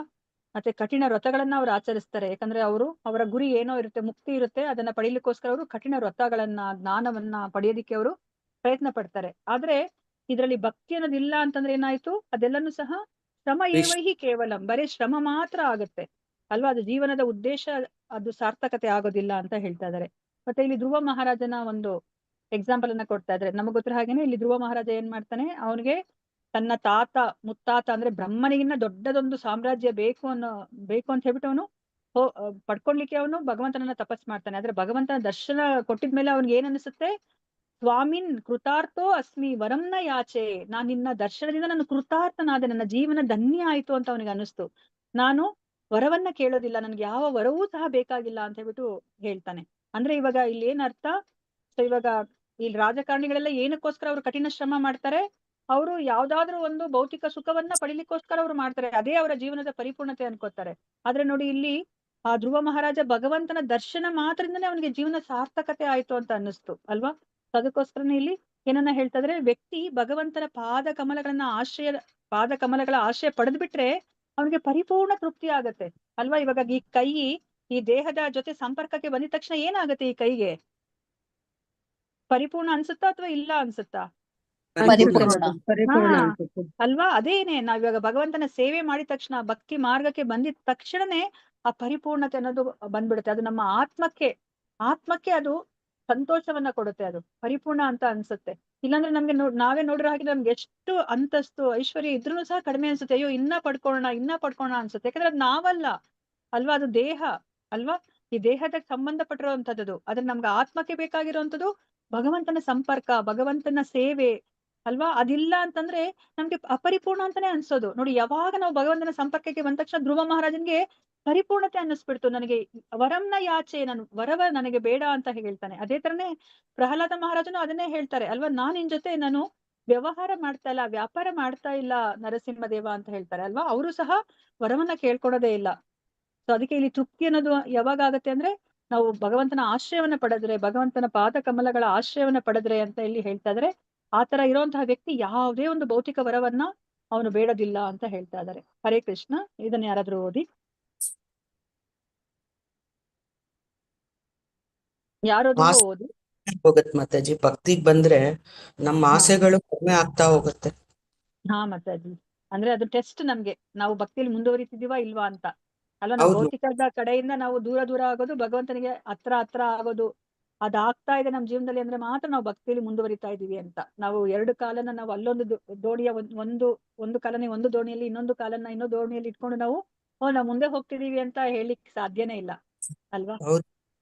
ಹಾ ಮಾತಾಜಿ, ಧನ್ಯವಾದಗಳು ಮಾತಾಜಿ. ಹರೇ ಕೃಷ್ಣ. ಯಾರಾದ್ರೂ ಓದಿ. ಓದಿ ಮಾತಾಜಿ. ರಾತ್ರಿಯಲ್ಲಿ ಯಾವನೊಬ್ಬನು ತಾವರೆಯನ್ನು ಕಾಣಲಾರನು, ಏಕೆಂದರೆ ತಾವರೆಗಳು ಹಗಲಿನಲ್ಲಿ ಮಾತ್ರ ಅರಳುತ್ತವೆ. ಆದುದರಿಂದ ಅರವಿಂದಾಕ್ಷ ಎಂಬ ಶಬ್ದವು ಮುಖ್ಯವಾದದ್ದು. ಪರಮಪ್ರಭುವಿನ ತಾವರೆಗಣ್ಣುಗಳಿಂದ ಅಥವಾ ದಿವ್ಯ ರೂಪದಿಂದ ವಶೀಕರಣಗೊಳ್ಳದವನು ತಾವರೆಯನ್ನು ಕಾಣಲಾರದವನ ಹಾಗೆ ಕತ್ತಲಲ್ಲಿರುತ್ತಾನೆ. ಶ್ಯಾಮಸುಂದರನ ತಾವರೆ ಕಣ್ಣುಗಳನ್ನು ಮತ್ತು ದಿವ್ಯ ರೂಪವನ್ನು ಕಾಣುವ ಹಂತಕ್ಕೆ ಬಾರದವನು ವಿಫಲನಾದವನೇ ಸರಿ. ಪ್ರೇಮಾಂಜುನ ಚುರಿತ ಭಕ್ತಿ ವಿಲೋಚನ ಸಂತ ಸದೈವ ಸದಯೇಶು ವಿಲೋಕಯಂತಿ. ಪ್ರೇಮದಲ್ಲಿ ದೇವೋತ್ತಮ ಪರಮ ಪುರುಷನಲ್ಲಿ ಆಸಕ್ತರಾದವರು ಭಗವಂತನ ಕಮಲಾಕ್ಷಗಳನ್ನು ಮತ್ತು ಕಮಲದಂತ ಪಾದಗಳನ್ನು ಯಾವಾಗಲೂ ಕಾಣುವರು. ಇತರರಾದರೂ ಭಗವಂತನ ಸೌಂದರ್ಯವನ್ನು ಕಾಣಲಾರರು. ಆದುದರಿಂದ ಅವರು ಅನಾದೃತ ಯುಷ್ಮದಂಗ್ರಯ ಅಥವಾ ಭಗವಂತನ ವೈಯಕ್ತಿಕ ರೂಪದ ಬಗೆಗೆ ಉಪೇಕ್ಷೆಯುಳ್ಳವರು ಎಂದು ವರ್ಗೀಕೃತರಾಗಿರುವವರು. ಭಗವತ್ ರೂಪವನ್ನು ಅಲಕ್ಷ್ಯ ಮಾಡುವವರು ಜೀವನದ ಪ್ರತಿಯೊಂದು ದಾರಿಯಲ್ಲಿಯೂ ನಿಜವಾಗಿಯೂ ವಿಫಲರು. ಆದರೆ ವ್ಯಕ್ತಿಯು ದೇವೋತ್ತಮ ಪರಮ ಪುರುಷನ ಬಗೆಗೆ ಒಂದಿಷ್ಟು ಪ್ರೇಮವನ್ನು ಬೆಳೆಸಿಕೊಂಡವನಾದರೆ ಪ್ರಯಾಸವಿಲ್ಲದೆಯೇ ಮುಕ್ತನಾಗುವವನು. ಸ್ವಲ್ಪಮಸ್ಯ ಧರ್ಮಸ್ಯ ತ್ರಾಯತೆ ಮಹತೋ ಭಯಾತ್. ಆದುದರಿಂದ ದೇವೋತ್ತಮ ಪರಮ ಪುರುಷನು ಭಗವದ್ಗೀತೆಯಲ್ಲಿ 9ನೇ ಅಧ್ಯಾಯ 34ನೇ ಶ್ಲೋಕದಲ್ಲಿ ಹೀಗೆ ಸಮರ್ಥಿಸುತ್ತಾನೆ: ಮನ್ಮನಾ ಭವ ಮದ್ಭಕ್ತೋ ಮಾದ್ಯಾಜಿ ಮಾಂ ನಮಸ್ಕುರು. ಕೇವಲ ನನ್ನನ್ನೇ ಚಿಂತನೆ ಮಾಡು, ನನ್ನ ಭಕ್ತನಾಗು, ನನ್ನನ್ನು ಪೂಜಿಸು ಮತ್ತು ನನ್ಗೆ ಕಿಂಚತ್ತು ನಮಸ್ಕಾರ ಸಲ್ಲಿಸು. ಕೇವಲ ಈ ಪ್ರಕ್ರಿಯೆಯಿಂದ ಒಬ್ಬನು ಭಗವದ್ಧಾಮಕ್ಕೆ ಹಿಂದಿರುಗಲು ಮತ್ತು ಹೀಗೆ ಅತ್ಯುನ್ನತ ಪರಿಪೂರ್ಣತೆ ಹೊಂದಲು ಸರಿಯಾದ ಭದ್ರತೆ ಇದೆ. ಭಗವಂತನು ಇದನ್ನು ಹೀಗೆ ಭಗವದ್ಗೀತೆಯಲ್ಲಿ 18ನೇ ಅಧ್ಯಾಯ 54ನೇದಿಂದ 55ನೇ ಶ್ಲೋಕದಲ್ಲಿ ಇನ್ನಷ್ಟು ದೃಢಪಡಿಸುತ್ತಾನೆ. ಬ್ರಹ್ಮಭೂತ ಪ್ರಸನ್ನಾತ್ಮನ ಶೋಚತಿ ನ ಕಾಂಕ್ಷತಿ ಸಮ ಸರ್ವೇಷು ಭೂತೇಷು ಮದ್ಭಕ್ತಿಂ ಲಭತೆ ಪರಾಂ ಭಕ್ತ್ಯಾ ಮಾಮಾಭಿಜಾನತಿ ಯಾವಾನ್ ಯಶ್ಚಾಸ್ಮಿ ತತ್ವತಃ ತತೋ ಮಾಂ ತತ್ವತೋ ಜ್ಞಾತ್ವಾ ವಿಶತೆ ತದನಂತರಂ. ಹೀಗೆ ದಿವ್ಯವಾಗಿ ನೆಲೆಗೊಂಡವನು ತಡವಿಲ್ಲದೆ ಪರಬ್ರಹ್ಮನನ್ನು ಸಾಕ್ಷಾತ್ಕರಿಸುವವನು ಮತ್ತು ಪೂರ್ಣಾನಂದ ಭರಿತನಾಗುವನು. ಅವನು ಎಂದೂ ದುಃಖಿಸನು ಅಥವಾ ಏನನ್ನು ಕಾಂಕ್ಷಿಸನು. ಪ್ರತಿಯೊಂದು ಜೀವಿಯು ಸಮಾನವಾಗಿ ಕಾಣುವನು. ಅಂತಹ ಸ್ಥಿತಿಯಲ್ಲಿ ಅವನು ತನ್ನ ಶುದ್ಧ ಭಕ್ತಿ ಸೇವೆಯನ್ನು ಪಡೆಯುವನು. ವ್ಯಕ್ತಿಯು ಭಕ್ತಿ ಸೇವೆಯಿಂದ ಮಾತ್ರವೇ ಪರಮ ಪುರುಷನ ಯಥಾರೂಪವನ್ನು ಅರಿಯಬಲ್ಲನು. ಅಂತಹ ಭಕ್ತಿಯಿಂದ ಒಬ್ಬನು ಪರಮ ಪ್ರಭುವಿನ ಪೂರ್ಣ ಪ್ರಜ್ಞೆಯಲ್ಲಿದ್ದಾಗ ಅವನು ಭಗವತ್ ಸಾಮ್ರಾಜ್ಯವನ್ನು ಪ್ರವೇಶಿಸಬಲ್ಲನು. ಹರೇ ಕೃಷ್ಣ ಹರೇ ಮಾತಾಜಿ, ಕೃಷ್ಣ ಧನ್ಯವಾದಗಳು ಮಾತಾಜಿ, ಮಾತಾಜಿ. ಧನ್ಯವಾದಗಳು ರೇಖಾ ಮಾತಾಜಿ, ಮಾತಾಜಿ. ಏನ್ ಅರ್ಥ ಆಯ್ತು ಹೇಳಿ ಮಾತಾಜಿ. ಮಾತಾಜಿ ಅವರು ಹೇಳ್ತಿದ್ದಾರೆ, ಭಗವಂತನ ಆ ಕಣ್ಣು, ಭಗವಂತನ ಆ ಕಮಲದಂತ ಪಾದ ಕಮಲ ಅದೆಲ್ಲ ಯಾರಿಗೂ ಕಾಣುವುದಿಲ್ಲವೋ ಅವ ಭಕ್ತನಲ್ಲ. ಭಕ್ತ ಇದ್ದವನಿಗೆ ಮಾತ್ರ ಅದು ಕಾಣ್ತದೆ. ಅವನಿಗೆ ಅದು ಕಾಣ್ಲಿಲ್ಲ ಅಂದ್ರೆ ಅವನು ಇನ್ನೂ ಕತ್ತಲೆಯಲ್ಲಿದ್ದಾನಂತ. ಅದು ಕಾಣುವನಂದ್ರೆ ಭಕ್ತ. ನಿಜವಾದ ಭಕ್ತನಿಗೆ ಮಾತ್ರ ಕಾಣ್ತದೆ. ಯಾಕಂದ್ರೆ ಭಗವಂತ ಸೂರ್ಯನ ಕಿರಣ ಅದು ಇದರಲ್ಲಿ ಬೆಳಿಗ್ಗೆ ಇದ್ದಾಗ ಇದು ಕಾಣುವುದು ಯಾರಿಗೆ? ಭಕ್ತರಿಗೆ ಮಾತ್ರ.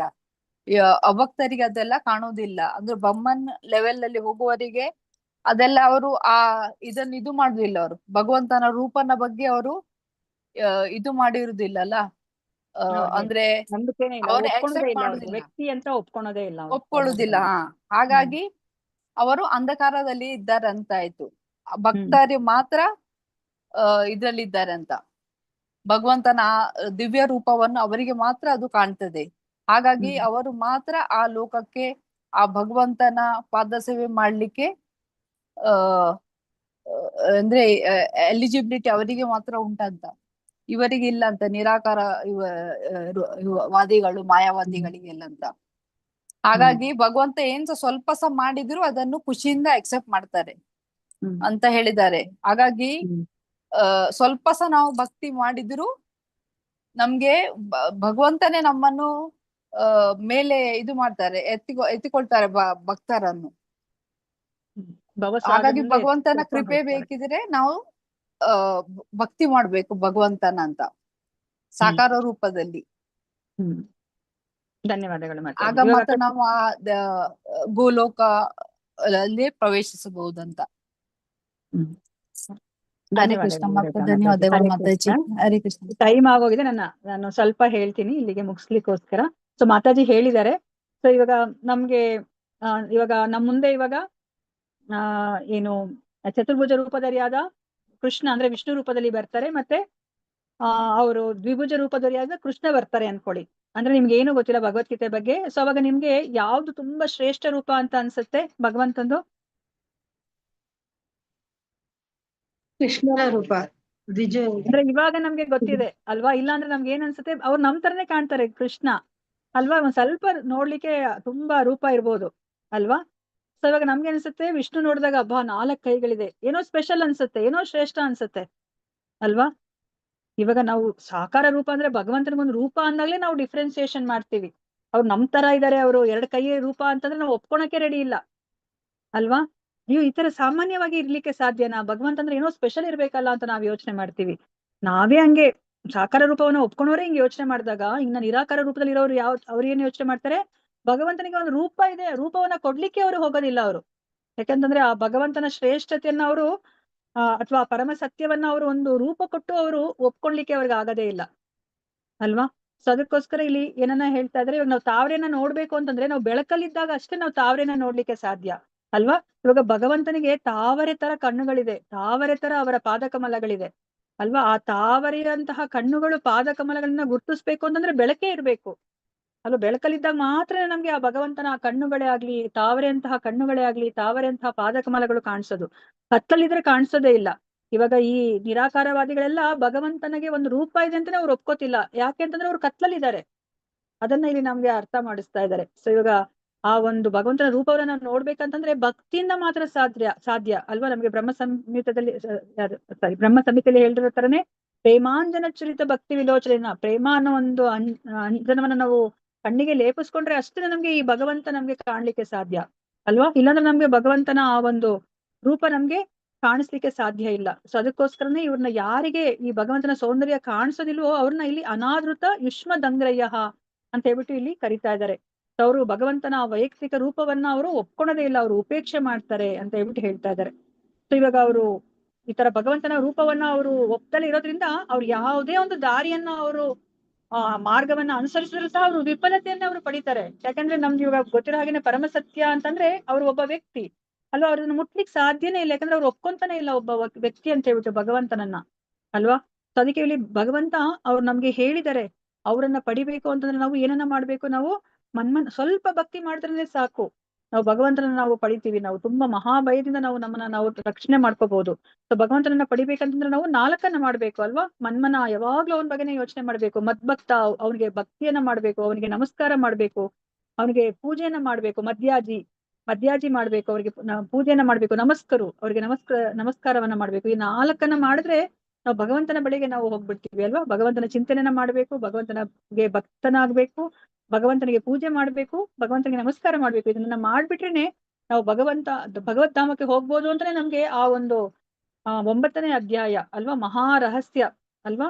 ಸೊ ರಹಸ್ಯ ತಮ ಅಲ್ವಾ, ಎಲ್ಲದಕ್ಕಿಂತ ಅತ್ಯುನ್ನತ ರಹಸ್ಯವನ್ನ ನಮ್ಗೆ ಆ 9ನೇ ಅಧ್ಯಾಯದಲ್ಲಿ ಕೊಟ್ರು. ಏನನ್ನ ಹೇಳಿದ್ರು, ಇದ್ರಲ್ಲಿ ಏನಪ್ಪಾ ಇದೆ, ನಮ್ಗೆ ಇದೇನ್ ರಹಸ್ಯ ಅನ್ಸುತ್ತೆ ಅಲ್ವಾ. ನೋಡಿ ಎಷ್ಟು ಸುಲಭ ಮಾರ್ಗ ಕೊಟ್ಟಿದ್ದಾರೆ ನಮ್ಗೆ.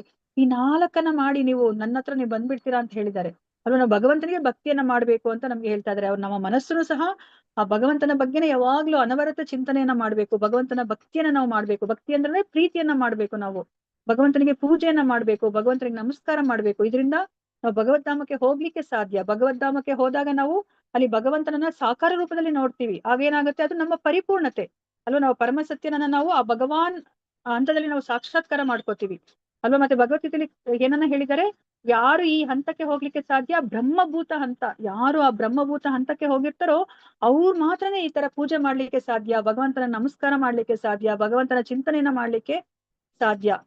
ಸೊ ಈ 4 ಮಾಡ್ಬೇಕಂದ್ರೆ ಬ್ರಹ್ಮಭೂತ ಹಂತ ಅಂದ್ರೆ ಆ ಹಂತದಲ್ಲಿ ಏನಾಗುತ್ತೆ ಅಂದ್ರೆ ನಾ ಶೋಚತಿ ನಾ ಕಾಂಕ್ಷತಿ. ನಾವ್ ಯಾವ್ದ್ರ ಬಗ್ಗೆನೂ ನಾವು ಯೋಚನೆ ಮಾಡೋದಿಲ್ಲ, ಶೋಕಿಸೋದು ಇಲ್ಲ, ಅಯ್ಯೋ ನನ್ನ ಹತ್ರ ಇರೋದು ಹೊಟ್ಟೋಯ್ತಲ್ಲ ಅಂತ. ಮತ್ತೆ ಕಾಂಕ್ಷತಿ, ಆಸೆನೂ ಪಡೆಯೋದಿಲ್ಲ, ಅಯ್ಯೋ ನನಗಿದ್ ಬೇಕು ಅಂತ ಬಿಟ್ಟು ನಾವು ಕಾಂಕ್ಷತಿ. ನಾವು ಅದಕ್ಕೆ ಹರಿದಾಸ ಠಾಕೂರನ್ನ ಯಾವಾಗ್ಲೂ ಜ್ಞಾಪಿಸ್ಕೋಬೇಕು. ಹರಿದಾಸ ಠಾಕೂರ್ ನೋಡಿ, ಅವರ ಜೊತೆಯಲ್ಲಿ ಅವರ ಕುಟೀರದಲ್ಲೇ ರಾತ್ರಿ ಒಬ್ಬ ಸುಂದರವಾದಂತ ಹೆಣ್ಣು ಮಗಳಿದ್ದಾಳೆ, ಏಕಾಂಗಿಯಾಗಿದ್ದಾಳೆ ಅಲ್ವಾ. ಹರಿದಾಸ ಠಾಕೂರ್ಗೆ ನಾ ಶೋಚತಿ ನಾ ಕಾಂಕ್ಷತಿ, ಅವ್ರಿಗೆ ಒಂದ್ ಸ್ವಲ್ಪನೂ ಉದ್ವೇಗನೂ ಇಲ್ಲ. ಅಯ್ಯೋ ಯಾರಾದ್ರೂ ನೋಡ್ಬಿಟ್ರೆ ನನ್ನನ್ನ ಏನ್ ಅನ್ಕೋತಾರೆ, ಒಂದ್ ಹೆಣ್ಮಗಳ ಜೊತೆ ಇದೀನಲ್ಲ ಅಂತ ಹೇಳ್ಬಿಟ್ಟು ನನ್ನ ಒಂದು ಮರ್ಯಾದೆಗೆ ಧಕ್ಕೆ ಬರುತ್ತೆ ಅಂತ ಅವ್ರು ಯೋಚನೆ ಮಾಡ್ತಾ ಇಲ್ಲ. ಅಯ್ಯೋ ಇವಳನ್ನ ನಾನು ಆರಾಮಾಗಿ ಅನುಭವಿಸ್ಬೋದಲ್ಲ, ಏಕಾಂಗಿ ಆಗಿದ್ದಾಳಲ್ವಾ ಅಂತ ಹೇಳ್ಬಿಟ್ಟು ಸಹ ಅವರು ಆಕಾಂಕ್ಷೆನೂ ಪಡ್ತಾ ಇಲ್ಲ ಅಲ್ವಾ. ಅಂತ ಸ್ಥಿತಿಲಿದ್ದಾಗ ಮಾತ್ರನೇ ಒಬ್ಬ ವ್ಯಕ್ತಿ ಈ ಬ್ರಹ್ಮಭೂತ ಹಂತ ನಾ ಶೋಚತಿ ನಾ ಕಾಂಕ್ಷತಿ ಸಮಂ ಸರ್ವೇಶು ಭೂತೇಶು, ಎಲ್ಲ ಜೀವರಾಶಿಗಳನ್ನ ಅಯ್ಯೋ ಚೀ ಅನ್ಲಿಲ್ಲ, ಅಯ್ಯೋ ಇವಳು ವೇಶ್ಯೆ, ಇವಳು ನನ್ನ ಹತ್ರ ಬಂದ್ಬಿಟ್ಲಲ್ಲ ಅಂತ ಹೇಳ್ಬಿಟ್ಟು ಅವನು ತಿರಸ್ಕಾರನು ಮಾಡ್ಲಿಲ್ಲ ಅಲ್ವಾ. ಎಲ್ಲಾ ಜೀವಿಗಳ ಮೇಲೇನೂ ಅವ್ರಿಗೆ ಅಂದ್ರೆ ಸಮಂ ಸರ್ವೇಶು ಭೂತೇಶು, ಅಯ್ಯೋ ಇವ್ರು ಪತನಗೊಂಡಿದಾರಲ್ವಾ, ಭಕ್ತಿ ಮಾರ್ಗಕ್ಕೆ ಹೋಗ್ತಾ ಇಲ್ವಲ್ಲ ಅಂತ ಹೇಳ್ಬಿಟ್ಟು ಎಲ್ಲಾ ಜೀವರಾಶಿಗಳ ಮೇಲೇನೂ ಸಹ ಅವರಿಗೆ ಏನಿರುತ್ತೆ, ದಯೆ ಅನ್ನೋದು ಇರುತ್ತೆ. ಇಂತಹ ಹಂತದಲ್ಲಿ ಮಾತ್ರನೇ ಒಬ್ಬ ವ್ಯಕ್ತಿ ಭಕ್ತಿಯನ್ನ ಮಾಡ್ಲಿಕ್ಕೆ ಸಾಧ್ಯ ಅಂತ ಹೇಳ್ಬಿಟ್ಟು ಹೇಳ್ತಿದ್ದಾರೆ. ಇವಾಗ ನಮ್ಗೆ ಆಗ್ಲಿ ನೋಡಿ, ತುಂಬಾ ಖುಷಿ ಆದಾಗ್ಲೂ ನಾವು ಮರ್ತೆ ಹೋಗ್ಬಿಡ್ತೀವಿ. ಎಷ್ಟೊಂದ್ ಸತಿ ಇವಾಗ ಹಬ್ಬ ಹರಿದಿನ ಏನಾದ್ರು ಒಂದು ಬಂತು ಮನೆಯಲ್ಲಿ, ಏನೋ ಒಂದು ಫಂಕ್ಷನ್ ಬಂತು ಅಂದಾಗ ನಮ್ಗೆ ಚಾಂಟಿಂಗ್ ಮಾಡ್ಕೊಳ್ಲಿಕ್ಕೆ ಆಗೋದಿಲ್ಲ. ಅದೇ ತರ ನಾವು ತುಂಬಾ ದುಃಖದಲ್ಲಿದ್ದಾಗ್ಲೂ ಅಷ್ಟೇನೆ, ನಮ್ಗೆ ಇವಾಗ ತುಂಬಾ ತಲೆನೋವು ಬಂದಾಗ್ಲೂ ಅಷ್ಟೇನೆ, ಅಥವಾ ಜ್ವರ ಬಂದಾಗ್ಲೂ ಅಷ್ಟೇ, ನಮ್ಗೆ ಭಗವಂತನ ಸ್ಮರಣೆ ಮಾಡ್ಕೊಳ್ಲಿಕ್ಕೆ ಆಗೋದಿಲ್ಲ ಅಲ್ವಾ. ಅದಕ್ಕೆ ನಮ್ಗೆ ಆ ಒಂದು ಸಮಚಿತ್ತ ಅನ್ನೋದು ಅದಕ್ಕೇನೆ ಯಾವಾಗ್ಲೂ ಸ್ಟ್ರೆಸ್ ಮಾಡ್ತಾ ಹೋಗೋದು. ಅವಾಗಷ್ಟೇ ನಾವು ಭಗವಂತನ ಭಕ್ತಿಯನ್ನ ಮಾಡ್ಲಿಕ್ಕೆ ಸಾಧ್ಯ ಆಗುತ್ತೆ. ನೋಡಿ, ಯಾರಿಗೆ ಈಗ ದಿವ್ಯವಾಗಿ ನೆಲೆಗೊಂಡವನು ಅಂತ ಹೇಳ್ತಾ ಇದಾರೆ, ಅವ್ರು ಮಾತ್ರನೇ ಪರಬ್ರಹ್ಮನನ್ನ ಸಾಕ್ಷಾತ್ಕಾರ ಮಾಡ್ಕೊಂಡು ಪೂರ್ಣ ಆನಂದದಲ್ಲಿ ಇರ್ಲಿಕ್ಕೆ ಸಾಧ್ಯ. ಅವನು ಯಾವಾಗ್ಲೂ ದುಃಖ ಪಡೋದಿಲ್ಲ, ಏನನ್ನು ಕಾಂಕ್ಷಿಸನು, ಯಾವ್ದನ್ನು ಆಸೆ ಪಡೋದಿಲ್ಲ. ಅವನು ಪ್ರತಿ ಜೀವಿಯನ್ನು ಸಹ ಅವನು ಸಮಾನವಾಗಿ ಕಾಣ್ತಾನೆ. ಆ ಸ್ಥಿತಿಯಲ್ಲಿ ಮಾತ್ರನೇ ಶುದ್ಧ ಭಕ್ತಿಯನ್ನ ಮಾಡ್ಲಿಕ್ಕೆ ಸಾಧ್ಯ ಅಂತ ಹೇಳ್ತಾ ಇದಾರೆ. ಸೊ ವ್ಯಕ್ತಿ ಭಕ್ತಿ ಸೇವೆಯಿಂದ ಮಾತ್ರವೇ ಪರಮ ಪುರುಷನ ಆ ಒಂದು ಭಗವಾನ್ ರೂಪವನ್ನ ಅವರು ಪಡಿಲಿಕ್ಕೆ ಅರ್ತ್ಕೊಳ್ಲಿಕ್ಕೆ ಸಾಧ್ಯ ಆಗುತ್ತೆ.